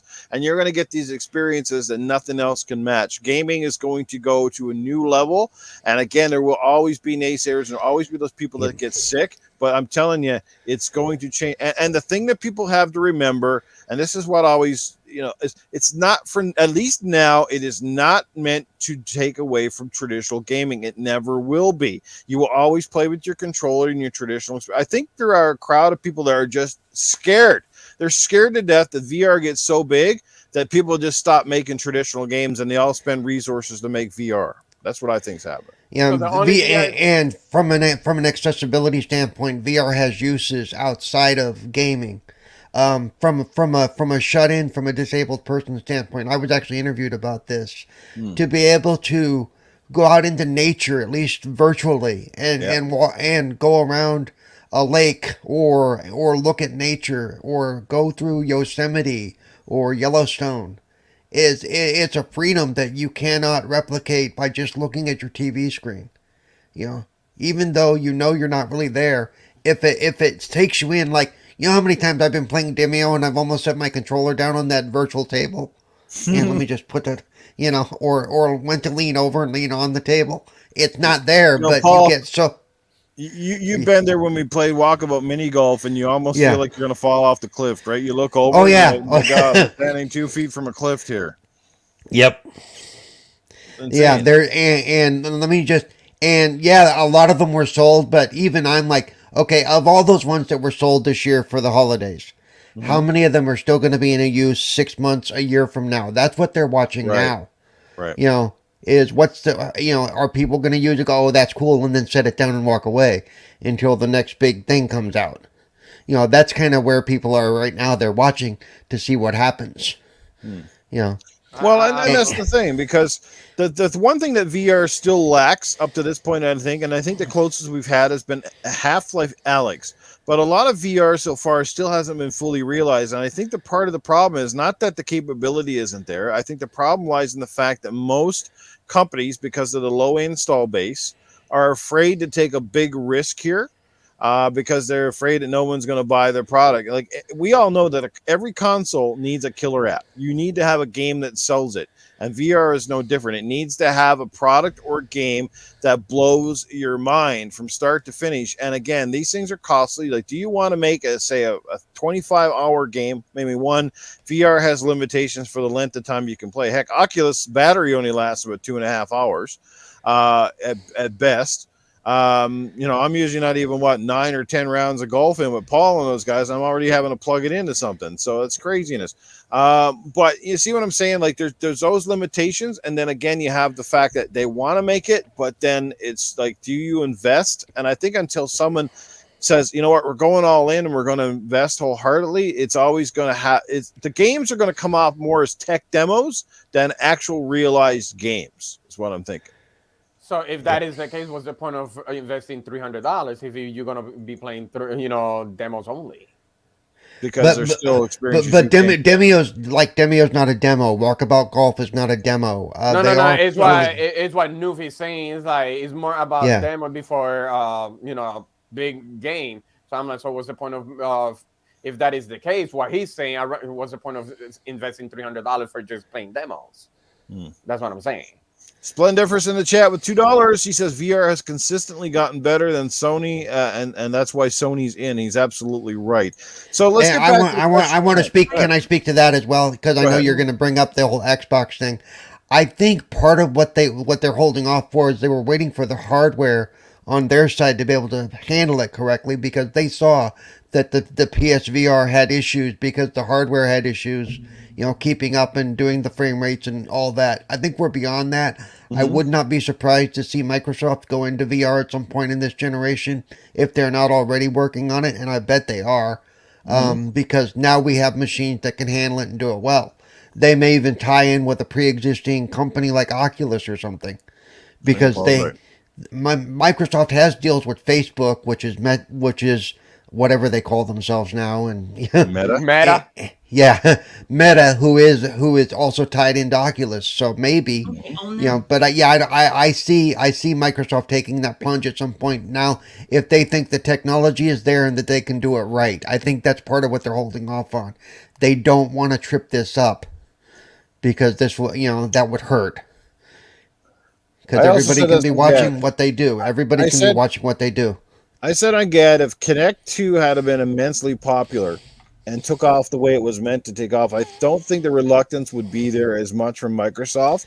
But I think Yeah. that's what made them wary. And you're right, because even Phil said the tech is not where they'd really like it to be. And if they're going to invest millions in it, they don't want to be the crash test dummy here. They don't want to, kind of, hit the wall and then it blows up. Because then look at their they spent the past generation or the past 7 or 8 years trying to repair their reputation from hardware. So do you think they want to come out with a peripheral that adds another couple $100 to the cost or is an accessory, and then you kind of get laughed out of the room? Look at these guys trying and they're failing, and of course there we go, we got a whole new can of worms again. So I totally can understand why Microsoft's reluctant, but like you said, Paul, I think they should, and I think they certainly can or perhaps will. And let's get Axel in here before he falls asleep in the chair. I know VR can be a very boring topic for some. It's not. I get It's not, man. It's just I- early. I I, know, went to I'm bed just at 2 raising o'clock it. in the morning. You want to know why I went to bed at 2 o'clock in the morning? Because I I was know. watching Ready Player One in 3D in VR with a screen that was huge. And next thing I know, it's 2 o'clock in the morning. I thought it was something else. I was going to say, I thought he was Watching busy. movies in the headset is amazing. Watching movies in the headset Yes, is it's absolutely something amazing. else. I thought you were going to say you were busy playing with Player 2, so. Negativo.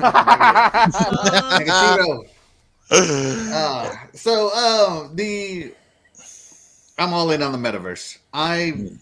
After experiencing VR, and I went to a lot of VR. I went to meetings in VR. You're actually lucky I'm here. I thought about coming to this podcast in VR just to do it, but I needed to run a couple more tests.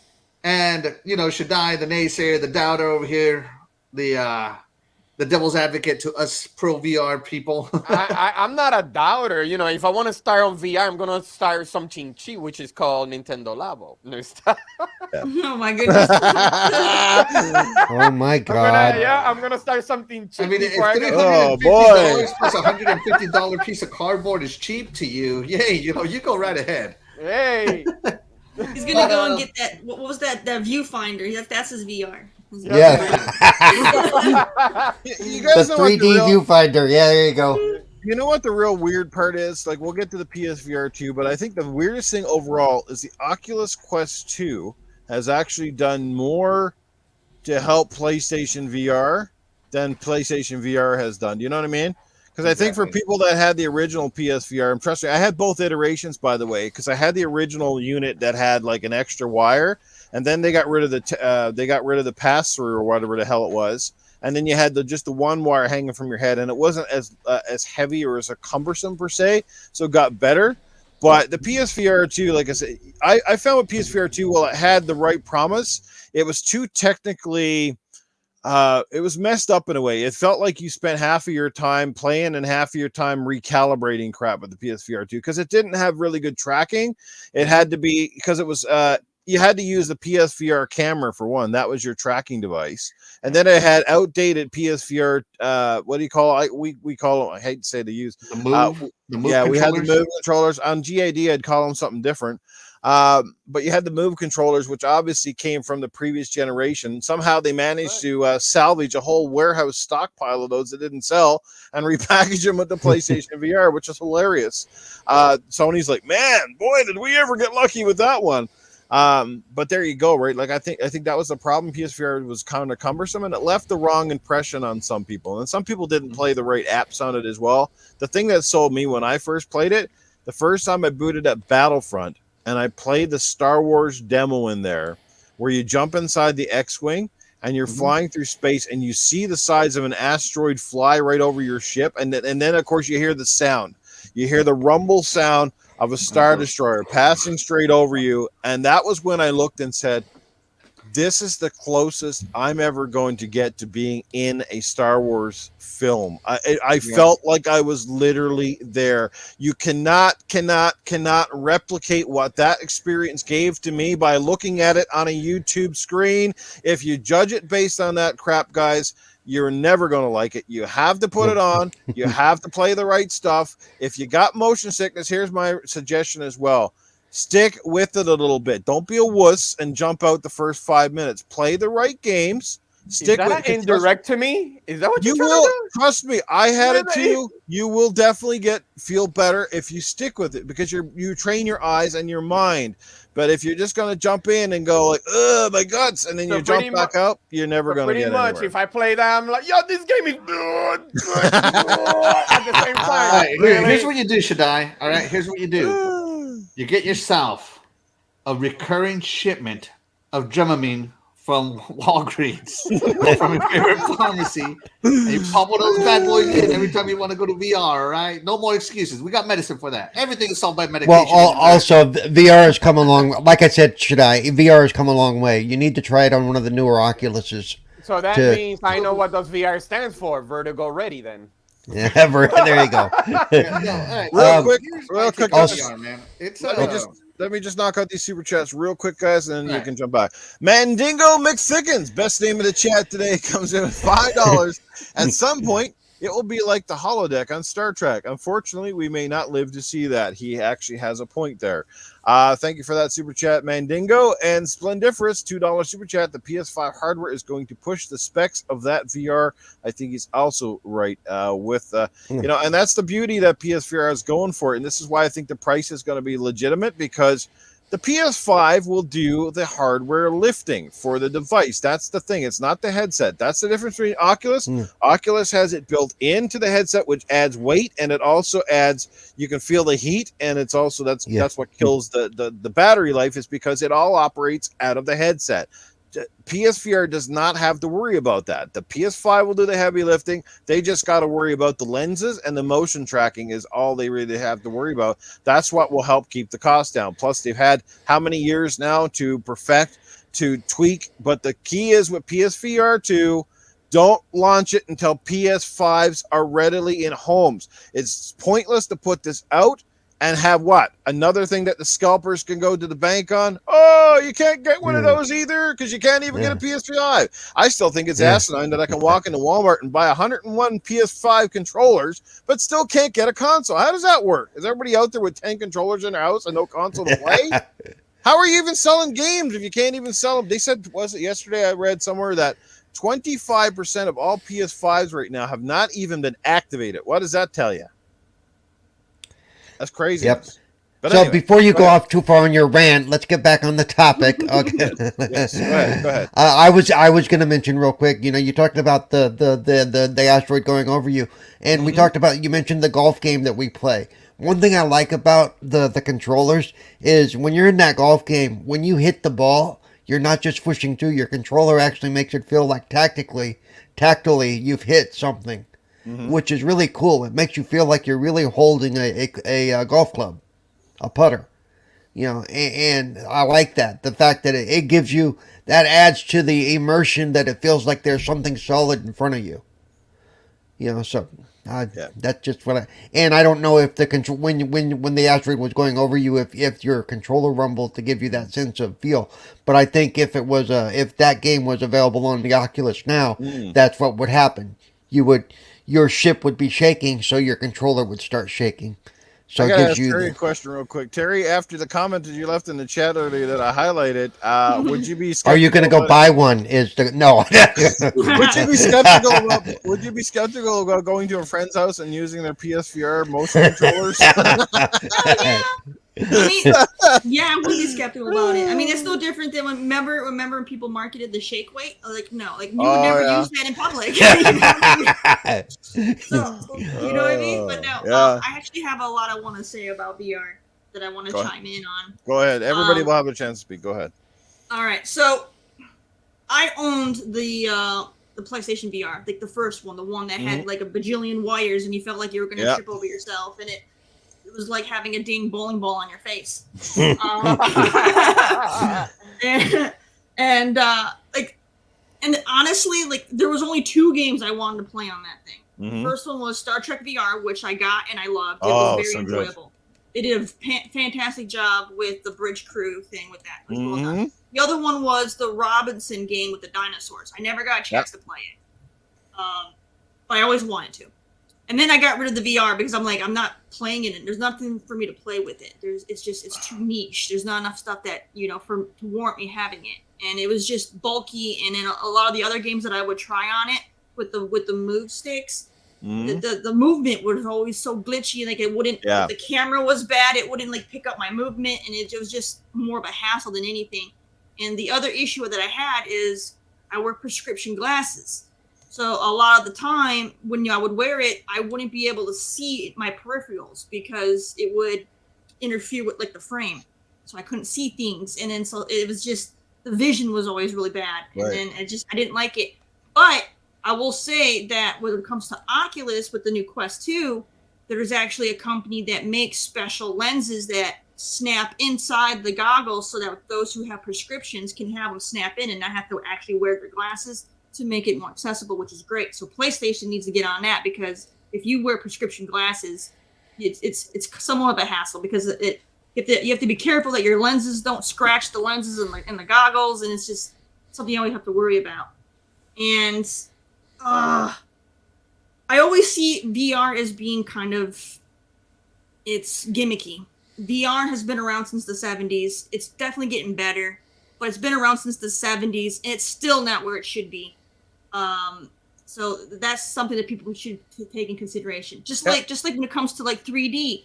3D's been around just as long as VR has. And it was on a huge incline. Started pushing more 3D movies. They started making 3D TVs. And then what happened? It fell off. They don't make 3D TVs anymore. You don't see them pushing 3D movies anymore. It fell off. People preferred the standard experience over the 3D experience. So I'm waiting to see if VR actually blows up and becomes really good and sustainable, or if it's going to follow the 3D trend and just fall off the market. Nah.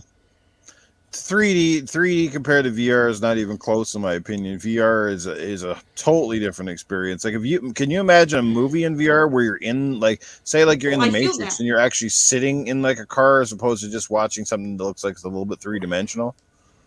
I hear that, but a lot of the main reasons why 3D failed are the same things people hate about VR. Yeah, I can see that. Well, I guess it's a test of time. A lot of it comes down to price and accessibility, right? Price is paramount as well. That's what makes the Oculus attractive, because people don't need the extra hardware. You can jump in for a decent price point and have fun. Plus, the games themselves are not stupid expensive. I mean, the most expensive games I think on there like $50 Canadian, so that works out to be like about 30-35 US. So that's another thing with VR, and the file sizes, at least at this point, are relatively small, which makes the games fairly easy and quick to download. You're not worried about 80 gigabyte updates every 5 seconds, so that's a bonus. Although Medal of Honor, I'll warn you, I downloaded that because I have the 64 gig version of Oculus, and it took up almost my entire headset space. I was like, this is crap. So please, for future iterations, put an SD card expansion in all your crap, because this is nuts, man. But hey, then they couldn't sell 3 versions of the friggin' headset. Different memories in there. Pulling an Apple crap move out there. Sorry, somebody else has stuff to say. Keep going. Have we killed the conversation? Somebody did? What's going on? I feel VR is cool and all, but I really feel that we should be pushing AR over VR. AR is just way easier to make it accessible because everybody has a cell phone. You don't have to buy extra hardware. A gamer can just make a really good app that you can access with your phone, and you can use your phone as your lens, or and actually play around your house or something like just right. AR makes more sense. It's way more cost effective than VR. Well, you do have a point there too. Nothing wrong with AR. That's still infantile and coming a long way. HoloLens right now is like what, $5,000, and it's just a developer's kit. But the more you see, it's like I think it's called Azure HoloLens, because I know I'm not the Azure Connect. Sorry, it's called the Azure Connect. Mm-hmm. And when you see the video of that, you see, common sense doctors using it, mechanics using it, and all that. That actually gives you a lot of ideas. What can you do in a game like that? And that's something that you want to, that's something that you want to experience for some. I'm just saying, not for everybody, but for some, it's good to use like a HoloLens like that. Let's say for Forza Horizon 5. It might teach you how to be a mechanic. It might not, because it's just a game. But at the same time, they're trying to be as more realistic as they can be. But you get to do it, not pressing a button, but you get to do it pretty much. I'm not gonna, physically. Just that's the reason why I said when it comes to holograms and all that, you pretty much physically are doing it. And if Microsoft can come with an idea at a cheaper price to be consumer friendly, to make a HoloLens for the Xbox or anything like that, or pretty much in the future, it might hit a home run if they treat it correctly, if it's made correctly. And that's the reason why I think. Go ahead, Terry. I like that if you're going to go between AR and VR, AR gives you the opportunity in a game to have infinite maps in your game, because wherever you go is your map. If you're in your house, that's your map. If you go to your neighbors or outside, you go travel somewhere, it's a new map that they could integrate the stuff in. So if you're playing, let's say, a zombie game, wherever you decide to play is a brand new, fresh map that you could play in. Versus VR, they have to build the levels, and that's all you get. That's it. You're stuck there. Versus, I can take it anywhere and I can have a brand new map to play on. Based on that, I don't know a lot about AR, but based on that, accessibility-wise, AR would be more limiting for me. Can you explain why? Because I'm not mobile. Because I can't move around that much. You don't have to be mobile to do it. That's you why you can sit still and still play it, and it has things come to you. Yep. You don't have to be mobile. That's why just like VR, you can choose to sit in a chair and play VR, or you can walk around and play VR. Same thing. Correct. But it seems like you just said AR. The map you can play wherever. It's based on your surroundings. Well, if my surroundings never change, what good does that aspect do? But remember, it's base. So let's put it as a gaming. I just stay on my room, because I was about to say that a few minutes ago. I was going to say, if you're in your living room, for gaming, I'd rather that's a stay in my map. room. If you move to your bedroom, that's a map. I get. I mean, as it develops, I could see it. But right now the price point is way too high for the general consumer. No, that's why I say it's like $5,000. I'm like, it's gonna take pretty much forever for that. It's gonna take many years, and plus they have to develop how you would use it from an entertainment standpoint, more than just from they're looking at your colon, But see, that's what I'm saying. That's why they make demos when it comes, like what happened when we use it for gaming, for Minecraft, when they use it for they use it for Pokemon, especially for Pokemon, because you got to move all over. I remember what happened with Pokemon, and people were walking into traffic and walking off bridges. But remember, on the HoloLens, you could actually see, but at the same time, it's like, well, you could actually. You see still need to pay attention to what's around you. Watch that last step, boy, because it will. VR is just as dangerous. They literally have VR games where you have to sign a medical waiver in order to play them, because people can have heart attacks and die from playing the games. So I mean, they're just dangerous. Yeah, not for nothing. Even though it is a low budget VR, but I remember when I had the headset to use it on my phone, and I was trying some demos on my phone. I'm like, let me see how it goes on the phone. It's a little bit more, a different experience, but heck with it. Let's go for it.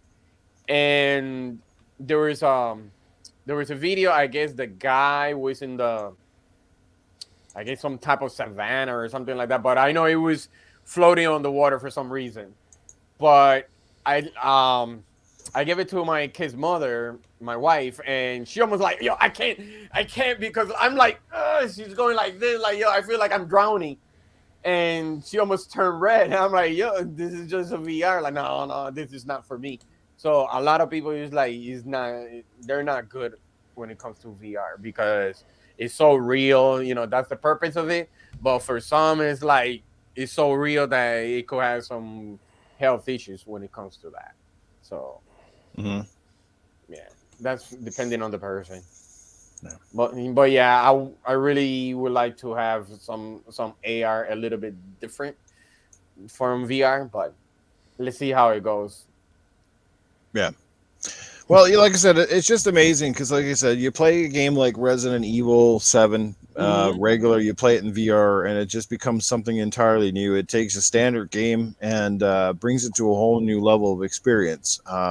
Even in bringing back old games like Resident Evil 4, and people are saying that game is absolutely nuts in VR. You know, for you guys who have VR, how do you like to play it in terms of your motion? Do you guys like to turn, like for me, I still like to play like a traditional video game, meaning that I have the full 360 movement. I don't like that point at an area and click and then your dude just shoots over there. Like I know they do that because it's easier on the motion aspect, but how do you guys like to play? I stand up and run around my house. Oh wait, no. Paul gets 2 feet out of his chair. I don't like the gameplay where they make you have to grab individual objects. Like it's too Right. doesn't work right.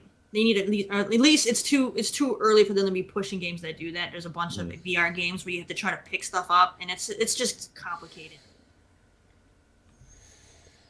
Yeah, well, I'll tell you, like I have a couple like played this one Outworld on Oculus Quest, like a military shooter, and it's interesting because you have to get so used to, you have to train your mind to get away from the traditional game where you press A or X to reload a weapon. Like you're literally like pulling the clip from your side pocket, putting it in the holster, and then basically cocking the lever back like you would do with a real gun. It's quite interesting in VR. It certainly adds to the immersion. But it, in a multiplayer gunfight, you're like, oh man, this is trippy. So yeah, it's lots of really cool stuff, man. More from a design thing, I want them to stop doing the half hand arm thing. Stop that. Just put a full arm in there so it's where it comes off the screen or something. I don't want to just see a floating hand. That annoys me to no end. I hate it. I'm like, when I'm I can't get immersed in a game where I just see a hand floating around, because when you look in first person, you don't see just a hand floating. You have stuff attached, So like, I just hate it. I can't get in. I played VR. I've never once got immersed in a single one I played. Not a single one. You always have stupid stuff like that. You can ask Newf how weird it looks to watch me golf because of the way I have to twist the controller and the way it looks from the outside, the way my hands are contorted. That is true. Paul gets some really weird ways of where he's holding the stick. And I can also tell, like, it's just, like we have the freedom, obviously being of the able body, like we can stand up and sort of move a little bit, where Paul doesn't have that freedom. He's confined to a set station. So it makes it more difficult for him to turn his hand in the direction he wants to go. But I mean, it's still, it's still pretty damn awesome regardless. And you do a good job with Paul. I mean, you played as good as pretty much the rest of us. So, But yeah, it's got to be funny to see my head is in one spot and the arm looks like it's contorted around and coming from the other direction. Yeah. Dude, I think the God mode in that game was worth the price of admission alone. Watching your buddies look like little pigs on a golf course. It's like you're all of a sudden you can reach down and pick them up. That's too bad you couldn't reach down and pick you right off of the course. That's why I said what they need to do is, I don't know if you remember the old PC game Good and Evil, where you were a god and you could torture the villagers or be nice to the villagers or pick up a cow and throw it across the horizon. That's the kind of game we need in VR. It's great you allude, because that's something else too. Like with the pandemic, this is a great device for this, because it's as close as you can get to actually hanging out with a friend outside of chatting over a microphone, which you do say pre-Xbox Live. Like the first time me and Mag went into venues, and we're literally have our avatars and we're walking through the venues together, we're chatting, and it's legitimately like we were at an event together. Like, you can't get any closer to being in real life than hanging out with somebody in VR, even on that golf game. It literally feels like you and your buddies on a golf course. It's just something about it that can't be replicated in a standard game environment. And it's just I can't explain that enough to people. And so you have to experience it, and then you go, this is freaking next level stuff right here, even from the social interaction. Or if you go to watch a movie in one of the VR theaters and there's other people that you don't know, they're Yeah. watching the same movie, and you can turn around and tell them to shut up because they're talking. Hey, we're trying to watch a movie. Yeah, and they give you props. You can throw like tomatoes and popcorn. Yeah, at each you other throw in the you can theater. throw popcorn across the Don't theater make- and stuff. Don't make me cyber, slap you. And just so you know, you have the option to actually, like, say, if somebody was in that theater and knowing the piss out of you, can mute them. So You like, can mute them, yeah. yeah, you can turn that off, so you don't have to worry about that. Oh, some obnoxious dude is going to sit behind me and yell at the whole time. So But I love the fact that we could sit there as a group and be like Mystery Science Theater 3000 if we wanted to be. You know, it's Exactly. like yeah, but I agree. Everybody has great points. VR is not for everybody. I totally agree with Terry. It's come a long way. It's still not 100% realized. I think in the next 10 years, it's going to be very, very close with everything coming together. I love the fact that PlayStation is at least pushing this to some degree and hasn't given up on it, because I honestly thought after the Vita and everything else was like, yeah, PSVR is going to come out. They're going to put a push behind it for the first year or two, and then they're just going to be like, yeah, well, whatever. And it wasn't really the case. I don't think they pushed it as hard as they could have. Hence, we didn't see a lot of big first-party stuff from Sony complementing the PSVR itself. But I think with Oculus now bringing more attention, Oculus Quest 2 in particular, bringing more attention to the space, if they come in at a good price point, and again, PS5s are readily available, so if you want to get a VR, you don't have to worry about first securing the console. I think it's going to do really, really well, and I think we're going to see games that are going to blur those lines. We're going to see some graphically insane stuff now, because again, the hardware can push it, and the headset just has to do the visual trickery, as we want to call it. Will do what it does best. And the thing is, as long as it's light, it's comfortable, and the motion tracking is on point, I suspect PSVR 2 will do big things. And I think if it's successful and the market starts to push it a bit, then yeah, I think Xbox follows suit shortly thereafter, while they have, like I said, a great capable console on the market right now with the Series X and the S. So, all right. Yeah, I go. Sorry. Go ahead, Axel. You had something to say there, sir? I lost my train of thought, man. I'm good. Sorry about that. It was like 20 minutes ago, so I don't even know. Okay, well, something about VR though. I know, but no, I'm good. Thanks. All right. Do we have any more topics before we close the show this I morning? can't believe we derailed Axel. Wow. I think it's about the movie for Fallout. Oh yeah, you were going to talk about that, right? Oh, well, we were going to The talk about TV Dying show. Light, Dying Light, and the Fallout thing. So maybe real quick. Well, let's let Axel take this one away. How about Dying Light? It's supposed to be coming out here pretty soon, and according to the developer, it can say it takes up to about 500 hours to complete in total. Now, I assume that's 500 hours if you complete the game at 100%, which is still a damn long time. So, Axel, are you ready to? Yeah, put the 500 hours in? they actually updated that post. They posted an addendum that said if you just want to run through the game and do the general stuff, it's about 100 hours. But if you want to do everything in the game, it's going to be 500. So I was just thinking they updated that. That's all I was saying there. Axel? Are you sure? Paul, you got something? Yeah, go. You Jeez. sure? Go ahead, Axel. Take it away. I'm not interested in Dying Light, but a 500-hour game, I'm certainly not interested in. When I play a game, I like to do all the major side missions. And if it's going to take me 500 hours to do every major side mission, I'm not into it. Like, I played Yakuza Like a Dragon this year. Mm-hmm. It was my most played game, and it took me like 130 hours to get through it. And half of it, and I would say that a good 30 hours of that was gathering materials for crafting and other stuff just to complete side missions, and I don't know, it just seemed like it derails the game in my opinion, especially an 40 RPG hours of style that was game. watching video. 40 hours of that was watching video. So Yeah, I can't. Yakuza was a long game. And then, yeah, the videos. Oh my god, the music was so funny, especially when they were sad. I love the sad music. Back to Dying Light. The I'm not really too interested in that game. It's just not my kind of game. I'm not really into too many zombie games these days, as I find it saturating. But yeah, it's 500 hours is a pass for me, and major campaign 40 hours is good. But knowing me, I probably wouldn't do it. So it would be one of those games that I start and never finish. So yeah, this would be a pass for me. That's just too long. I understand what they're trying to do with the longevity, and good for them for making a 500-hour single player campaign game. But dang, I mean, I don't know how fast the game plays, but if it's a slow burn, like what was that game? Red Dead Redemption 2, one of my favorite games. But God, was it a slow burn until you finally lit that fire and eventually exploded on the game. But yeah, if it's a slow burn like Red Dead Redemption 2, I'm just gonna have to pass. I mean, it's just really Did you play the first Dying Light? I have to ask if you played the first Dying Light. No, it just doesn't interest me. I look at it. Okay, yeah, because there's no such thing as a slow burn in Dying Light. Yeah.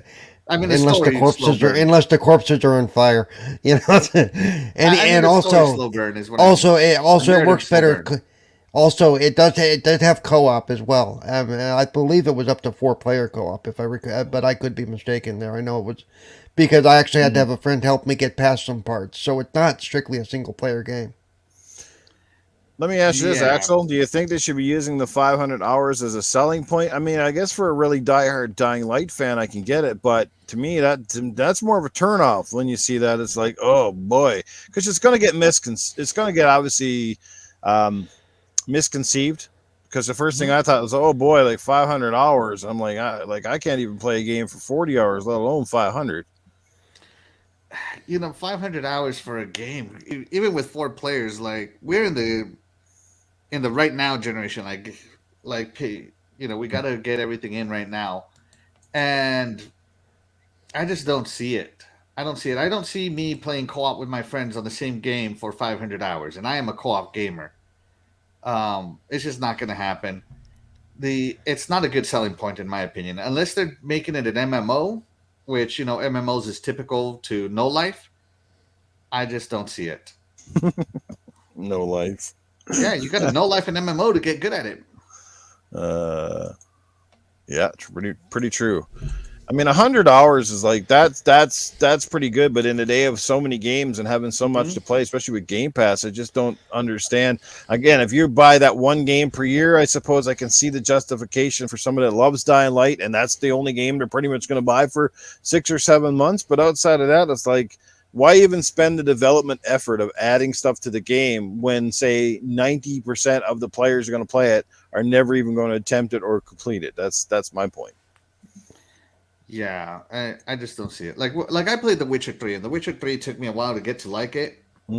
And when I started liking it is when I started ignoring all those stupid question marks on the map. Those little item question marks, and just focused on stories and side missions. And so I can only imagine that this 500 hours is just a bunch of fluff. Go here, get a bunch of fetch quests, a bunch of crafting.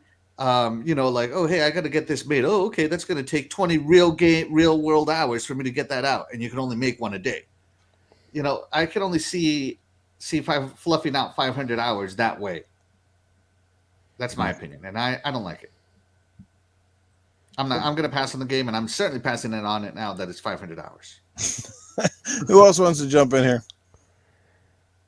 I guess I will. I played the first one, and I completed it. I did co-op through the whole game, and I had fun with it, but overall, I didn't think it was that amazing of a game.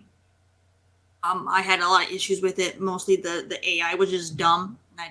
Yeah, that's true. Right? I didn't have that much fun with it because it was a lot of, I just got to climb up on top of something and just, wait while they kill each other and then go on my merry way. So I didn't feel like it was very good for gaming because it was more of just climbing on things and watching.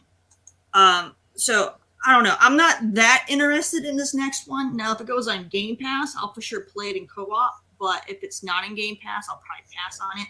Right. Just because my experience from the first one didn't really get me excited for another one. 500 hours, it really does depend on the games and it depends on the player. You know, some players can put thousands of hours in a game and play on a single map of Fortnite and they're content. And then you have, you know, people that will play like a single player game and after like 20 hours, they're already over it. So it really depends. A game like Dying Light, they don't really have that much going on for that. I don't know how they can possibly stretch that out for 500 hours and it not get boring and become monotonous. There's not that much going on. You run around, you climb on some stuff, you retrieve some items, you go and you save some people. There's really not much you can really do in a zombie game that's going to last for 500 hours. Maybe different color zombies for difficulty. Yeah. You know, The deeper you get into the story, the zombie colors start changing from red to probably orange for epic. So you never know. yeah, I just feel like in a game like Dying Light, it's going to be 500 hours of fetch questing, and that's boring. Yes. Can you get me a box of nails so I can put the boards on the window? You know, it's pretty much, it relegates itself to that for a lot of games, and that's where a lot of these open world style games. I don't know how if this one's really open world, but it certainly sounds like it's got something going on. If it's going to take close to 500 hours to fully complete, that's for damn sure. All right. Who else has any thoughts? I mean, any Dying Light fans here? Because I gotta be honest. I've never played it. I have the Dying Light something. I have one of the games there, and I've never got around to it. It's on my backlog. I've heard nothing but people talking good about it. A lot of people seem to love it. But to be honest with you, part of the reason I haven't gotten on because I'm almost burned out when it comes to like these zombie style games. I enjoyed it. I played it with a friend, and I like the story behind it, and some of the add-on stuff was cool. As far as the 500 hours, I look at it the same way I look at like some of the larger Assassin's Creeds. I don't necessarily complete them all and do everything in one run through, but I may go back and do some more of the collectible stuff. So all of a sudden, you know, that the Assassin's Creed, even though I've completed the main storyline, I may go back and spend hours on it every once in a while collecting stuff or whatever I need to do to move some of that forward. I don't spend a lot of time on it at any one point. But those hours all of a sudden add up where I've got, 200 plus hours, running around and trying to take care of some of the side mission stuff that I didn't do before. That's how I kind of see this happening. I may go through Dying Light, but I'm not going to do it all in the 500 hours. That 500 hours may actually take me a few years to complete if I do complete it, because some of the stuff for me is probably going to be non-doable just because of the design of the game. That I'm just going to look at it and go, yeah, I couldn't do that on my best day, so I won't even try, Forza and all that stuff's the same way. There's some things I can't do in Forza that other people can do easily. So I just, I pick and choose my battles. I do what I can. But yeah, I'm looking forward to it. Will I pay $50-$60 for it? Probably not. I'll wait till it's on sale or it comes to Game Pass. Unless one of my really good friends goes, hey, I really want to play this. We'll do it together. We'll make time. Then yeah. But me, I enjoyed it for what it was. Yeah, fair enough. Okay. Any further thoughts about Dying Light? No? Good? Okay. I'm trying to think. And lastly, I guess, yeah, the whole the TV show thing. We're seeing Halo coming out here early this year, coming to Paramount Plus, which is going to be a big boost for their service. And now a new Fallout show is coming out as well. So who is excited about that? And do you think they can get it done right? What would it take to make the show good? I mean, obviously, we see how The Witcher is turning out to be a pretty good show. Honoring the game and both some of the novels with different things. So Fallout has just the base game has a wonderful story behind it and wonderful characters. I could see it. It could, if they do it right, it could make it, and they pick the right actors, and they don't get chintzy on some of the effects and stuff. I can see it doing very well just as a general overall, utopian, futuristic, the world's been destroyed type of story. Because yeah, the game has a very well put together storyline, and I'm not talking about Fallout 76. I'm talking about the solo stuff, the actual story driven stuff, not the running around and finding little tapes that give you background. The actual story is a good story, so I'm hoping they do it well. I will look. I will be watching that the day it launches. I'm done. That was quick and easy. Anybody else? Anybody here a big Fallout fan and certainly can't wait to get into the TV show? I mean, I'm a big Fallout fan, but I have no interest in the TV show just because I don't watch film adaptations of TVs like video game stuff because it's usually I don't even watch the Witcher series because it just doesn't interest me. I don't know. Like he looks too baby face. I can't take him seriously. How dare you speak badly of Well, the Witcher he series. doesn't make the beard. Yeah. He doesn't have that gruffiness look that Geralt's supposed to have. I can't even look You at haven't it. seen the series, obviously. I just said I have. I don't have to watch it. I'm looking at him, and when I look at Geralt in the game, there's no comparison between the two. I don't care how good of an actor he may be. He doesn't look the part. I don't like. I can't watch it. I love him. I think it's The great. Witcher series is like up there on my favorite series right now. The Fallout TV show. Well, I'm happy that they're doing a TV show and not a movie. I think adapting video games to movies has failed quite enough in the last 40 years. I don't think there has really been any really good game to movie adaptations that I can think Sonic. of. Sonic was Sonic good. and the Resident Evil ones sell very well, but But they are don't. they They don't good? really follow. But they don't follow the. Yeah, that's the point. But are they good? Like Mario wasn't the Mario Brothers. Who remembers that one in the 90s? Was awful. Really, man? That one? So I think TV shows is really the better way to go because they can tell a more complete story and get more of the lore that's in the game and get you to empathize more with the characters and hate other characters even better. So I really think that them going Fallout TV is the way to go. Will I watch it? It depends how much time I have. Where is it coming to? Anybody know? I believe it's Netflix, but I could be Netflix? mistaken. All right, I'll probably watch it. Yeah. It's And either a hard Netflix pass. or I think it's either Netflix or Amazon. I don't remember which. Either one, I'll watch it if it's on Netflix or Amazon. If it's on I have both Netflix, of I them. definitely will not watch it. Oh, she's a Netflix hater. I am. I got rid of them like over 2 years ago, and I don't miss them. Oh man, I love me some Netflix, man. I can't live without it.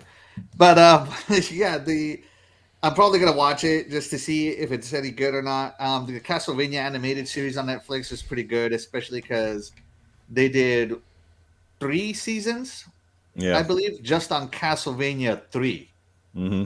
the game Castlevania 3, and that's pretty awesome that they based 3 seasons on one video game. So each season was about 5 to 8 episodes long. So we got 15 episodes for them to tell Castlevania 3. That was great. And then, my camera is off. You're right, Splinter First. Sorry. Hey, there you go. I'm doing this for you. You're welcome. He's back. Yeah, so Fallout, I can't wait to watch. I will watch it. I don't know if it's going to be any good. I hope so, but we'll see. And I'm just glad it's TV and not movie. I'm an average Fallout fan at best. I played the games. I think they're okay. I'm interested in the show. Obviously, it has potential, but it could go 100 different ways. I mean, it's all about production. Obviously, one of the things with Fallout, it's we kind of know the setting. We know how that's going to go, but then it's going to come down. I don't want it to end up being sort of like a Walking Dead sort of knockoff per se, and it's just people sludging around towns and that for half of the episodes. It'll probably start out really good, and hopefully they got some fantastic special effects. That's one of the cool things with the Witcher show right now. It's like the lore and Some of the bestiaries and stuff that they have in there, the different things are really, really cool. And they have a great, not only does the show really good, but they have a bunch of shows about the show on there, like explaining the backstory and the characters and, you know, the making of the show, which is really fun. I'd like to watch some of those things. I'm totally different to Terry. I think Henry Cavill is nailing this part. I love The Henry voice. Cavill. I think he looks great. Yeah, he doesn't have the beard. has the I get what voice, man. Terry's. He does have he's nail, especially from the game. got Like it. he's nailing that. Wow. You know, the girls personally, in my opinion, I know it's weird. I don't want to be out there, but they're a lot hotter in the game than they are in the TV series. Just kind of like that was a disappointing. It's like, man, the girls in the game, I'd be like, yeah, I'd be all over them, but the ones in the damn show, it's like, ugh. Like I don't know, I'm not digging most of them. That's Did you for sure. see season 2 already? Yeah, The Witcher? I did. Man, Yeah. how cool is it that just like in the game, he enchants his sword to Yeah. fire? I was just like, yes. Absolutely. With Fallout, I'm looking forward to seeing some of the battle suits, some of the battle armor. Imagine if Fallout begins with Pip-Boy commercials. Yeah, well, that's what I'm imagining too. Yeah. Some of the That'd be good if they Pip-Boy do stuff that. will be a hoot. Yeah. Every episode begins with a Pip-Boy commercial, and that's the theme of the show. And that would Or be awesome. imagine that actually comes out and then it'll say the end. Or just you remember some of the tutorial videos that they did in the game that were just hilarious. Yep. I'm just gonna grab me some Nuka-Cola and watch the show and see if it's any good. See, there you go. They have a sales point there. They could introduce Nuka-Cola, and you know. Yeah. So they could replace RC Cola with Nuka-Cola. My my big concern though with Fallout is because Fallout, you have to interact with a lot of different groups, and it's like Fallout's very diverse between the different mutants and the different kinds of people who have been affected by the radiation and all the different kind of clans. It's too easy for TV today to make it too politically correct and push all of that in there. In which, if they do that, it would be. But even the game touched on some of the political stuff in their universe. But TV today, they push too hard. Mm-hmm. Yeah, that's true. Yeah, it just needs to be a show. It just needs to honor the content and not try to be anything other than, right? But hey, we know where that shit goes nowadays. Got to make sure we make sure every crowd is happy out there. That sort of thing. As long as they nail the stories and make it episode. I think a big reason why The Witcher is so good is that it doesn't have fluffy episodes. Like there's fighting in every single episode in The Witcher. There's action. And I think that's what makes it so good.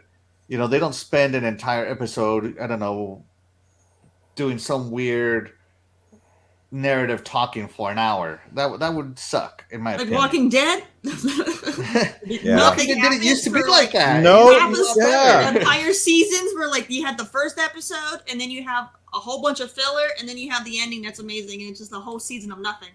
You totally ruined my day. Yeah. But because I love The Walking Dead, and I loved how it started. And the first few seasons were great, even up to 7. Were amazing. Yeah, when Negan first come on, after... and then those last bunch of seasons, I didn't even want to watch it anymore. It was like this crap has gotten so predictable and so stupid. It's just like, it totally lost me. You could definitely tell the writing was starting to get stumped for good ideas, and then you killed all your decent characters, and you're left with a bunch of boring shit. Well, all the actors, they either killed all the good characters or all the actors left. All the good actors, you know, like when Rick left. That just ruined the show for me. Rick was The Walking Dead to me. Yeah. On TV, you know, I know that he's not The Walking Dead on the comic book, but yeah. Hey, speaking of bad casting, I'm still going to stick by my guns. The new Uncharted movie released its trailer. Oh my God, I don't even know if I want to watch it. I'm sorry, nothing against Tom Holland. Look, I think he was a great Spider-Man, but he is definitely not Nathan Drake. Period. Not in my opinion. Thank God somebody's honest. And Mark Wahlberg's even worse as Sully. When there's two amazing actors that would have nailed the parts from the look, from the sound. You know who? Nathan Fillion. He had to be Nathan Drake. He even did that short thing and absolutely killed it. Yeah. And then another one is the guy who plays J. Jonah Jameson. J.K. Simmons would have made an amazing Sully. With that voice and cigar, he would have killed it. The only thing with Nathan Fillion now is he's really starting to show his age now, because in the current show that he's in, you can tell he's slowing down. So it would be hard for him to do an action. If Arnold Schwarzenegger can still fucking make a Terminator at nearly 70, Nathan Fillion can make an Uncharted in his 40s. Yeah, but it's freaking all you do for Terminators, you walk. So it's easy. Not even. Just looks they got stuntmen for that, Terry. Robot talk everything. So I mean. You know, in the next Terminator, Arnold could just be sitting in a chair the whole time for all of his bits. He rolls out. What model is this? Not even Harrison Ford at 70. 2500. I am the mobile Terminator unit. I walk up to Paul. He's like, "I need your clothes and your wheelchair." I need your clothes, your boots, and your wheelchair. Give it to me now. That was awesome. That's awesome. Crazy. Oh, man. Any further thoughts? I mean, light topics. Nice way to end out the show. I do apologize in advance. I know I said it in my private chat. I apologize to my panel today. I obviously got worked up on some topics and pretty much butted in a little bit more than normal, I suppose you could say. You know, we want everybody to be fluid, but also at the same time, I can't stand it when I feel like certain panel members may have been disrespected, cut off, or anything like that. So I do apologize to them and to the chat. As the host of the show, this stuff always falls on the host, not to the panel. So again, in advance, I apologize, but I hope everybody had fun. I want to make sure that our chat is having fun here and that our panel is having a great time. Shaddai, you okay over there, bud? Because you've been really kind of quiet today. You just kind of tired or just not much to say? No, because the thing is that Fallout is one of those that I never touched. Fair enough. That's the thing. I glad you're tried. Oh, we know you're touched, all right. Okay, that's a Western RPG that you need to get into, dude. No, but that's I'm the glad you're in thing, prison because for the last saying time that. the last time I played was, I think, Fallout 3, and I tried, but I got drifted away to another game, and I just let it die there. I'm like, oh, whatever. So yeah. So that's the reason why I didn't say anything for that reason, because that's a game that I pretty much never touched. So They got some great storylines and some they're really good. They graphically they all look janky as heck, but they are really good games. yeah, so they definitely have a style. They definitely have an art style to them. Well, that's the beauty of having a big panel, right? Because not every one of us are going to play all the same games. We're playing different stuff at different times. We have different tastes in movies and books and TV, whatever. So that's why it's always great, because if somebody can't really chime in on something, there's always somebody else to pick up the slack. And I talk a lot when I'm passionate about something. And not only that, during that time, I was way too focused on JRPGs compared to that, and now there's a new gen, so now pretty much switching over now to the Western, so there's a possibility that I hit Fallout or so, except Fallout 76. Yeah, So, and Fallout is definitely a slow burn. It really is. It does, you know. There's a lot to it. It's a deep game. But that's the thing, because in a game like that, the only ones right now, let's put it this way, especially from Bethesda, is probably Elder Scrolls Online compared to that. You know what I mean? So that's why I felt like kind of sit and overshadowed by, Elder Scrolls overshadows pretty much Fallout. So this is different. And hey, in the chat, Under Siege was an incredible movie. Okay, I'm just saying. Yeah, it's amazing. Yeah, Under Siege. That was a good one. He had a couple in his early days, and after that, the direct-to-video stuff has not been kind. No. At all. Boy, talk about one actor who pigeonholed himself into the same role over and over. Like the dude other than growing a goatee, did he ever cut his hair or do anything different? Like he was like the same character in like 90% of his movies. I'm a ex-cop, ex-retired cop, Like Chuck whatever. Norris. Oh my god! And then the way he Everybody talks all the loves Chuck time. Norris. He Hey, does the don't same mess thing. with Chuck Norris, man. I'm just saying. No, I'm This just saying. podcast is Chuck already going to Norris be did the canceled. with same Chuck Norris thing here. over That's and right. over, but everybody, but he gets a free pass. That's not fair. Norris Chuck will always be Walker, Texas Ranger. That's the roundhouse kick to end the fight. You know. I'm glad Steven Seagal doesn't do podcasts because this is what it sounded like the whole time. Yeah, everybody, He does reality TV. Jeez. Like, oh my god, man, seriously. Steven Seagal, sheriff, when he gained like 80 pounds and he was a sheriff's officer or whatever it was. Yeah. Yeah. Holy crap.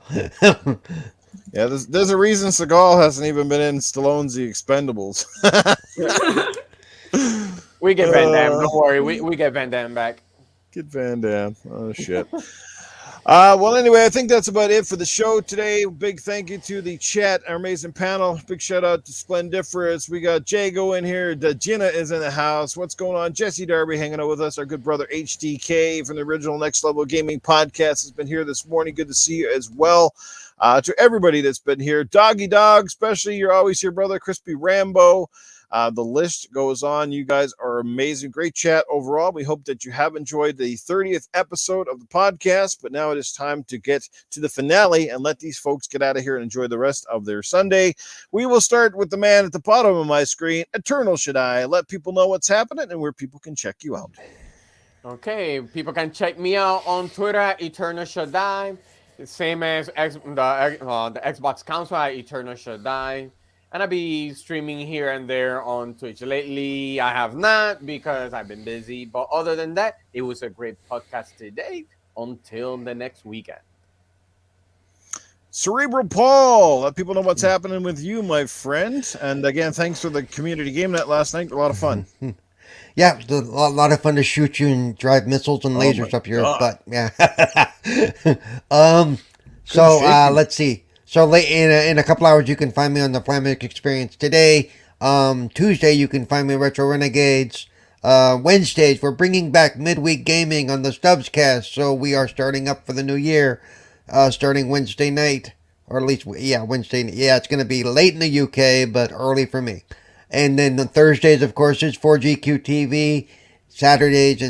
Fridays and Saturdays is Community Game Night. You can find me at Twitter and track all of this crap that even I have trouble keeping track of now on Cerebral Paul 1 at Twitter and Twitch and YouTube at Cerebral Paul. I have started to stream more, so if you join either of those channels, you'll see when I go live.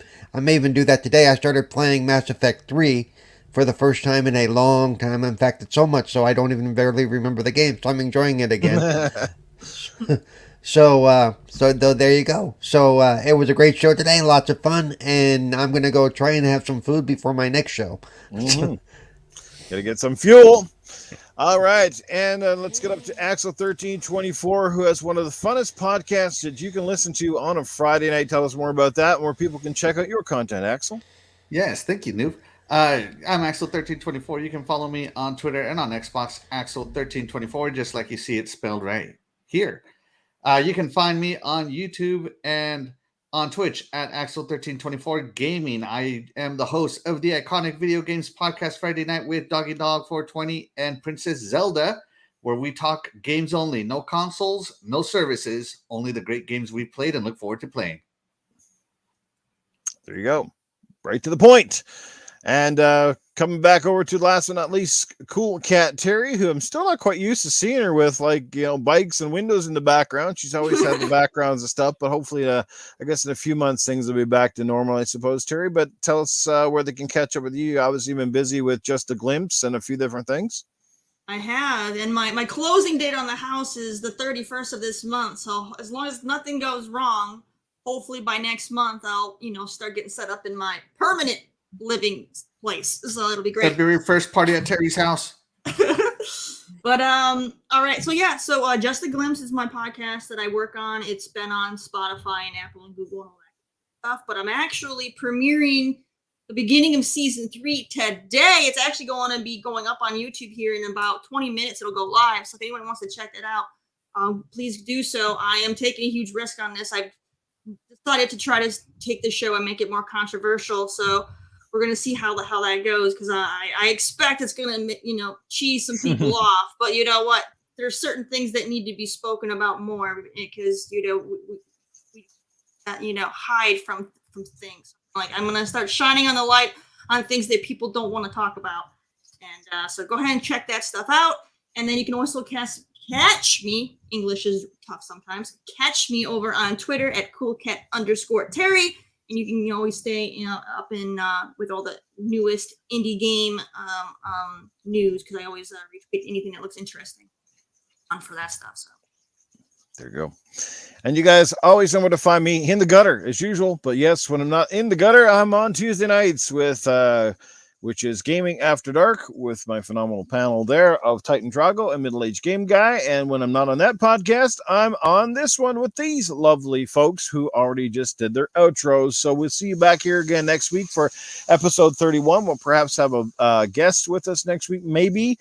I got a few minds in on the docket, and if not, I'm sure my panel will send somebody our way. It's always nice to have some guests to mix things up a little bit. Like I said, last week was great. We had Pope Art on the show, and that was a lot of fun. And then before Christmas, we had that phenomenal developer there, Josh. I think it was Josh, and he was to come out and talk about Grim Dawn.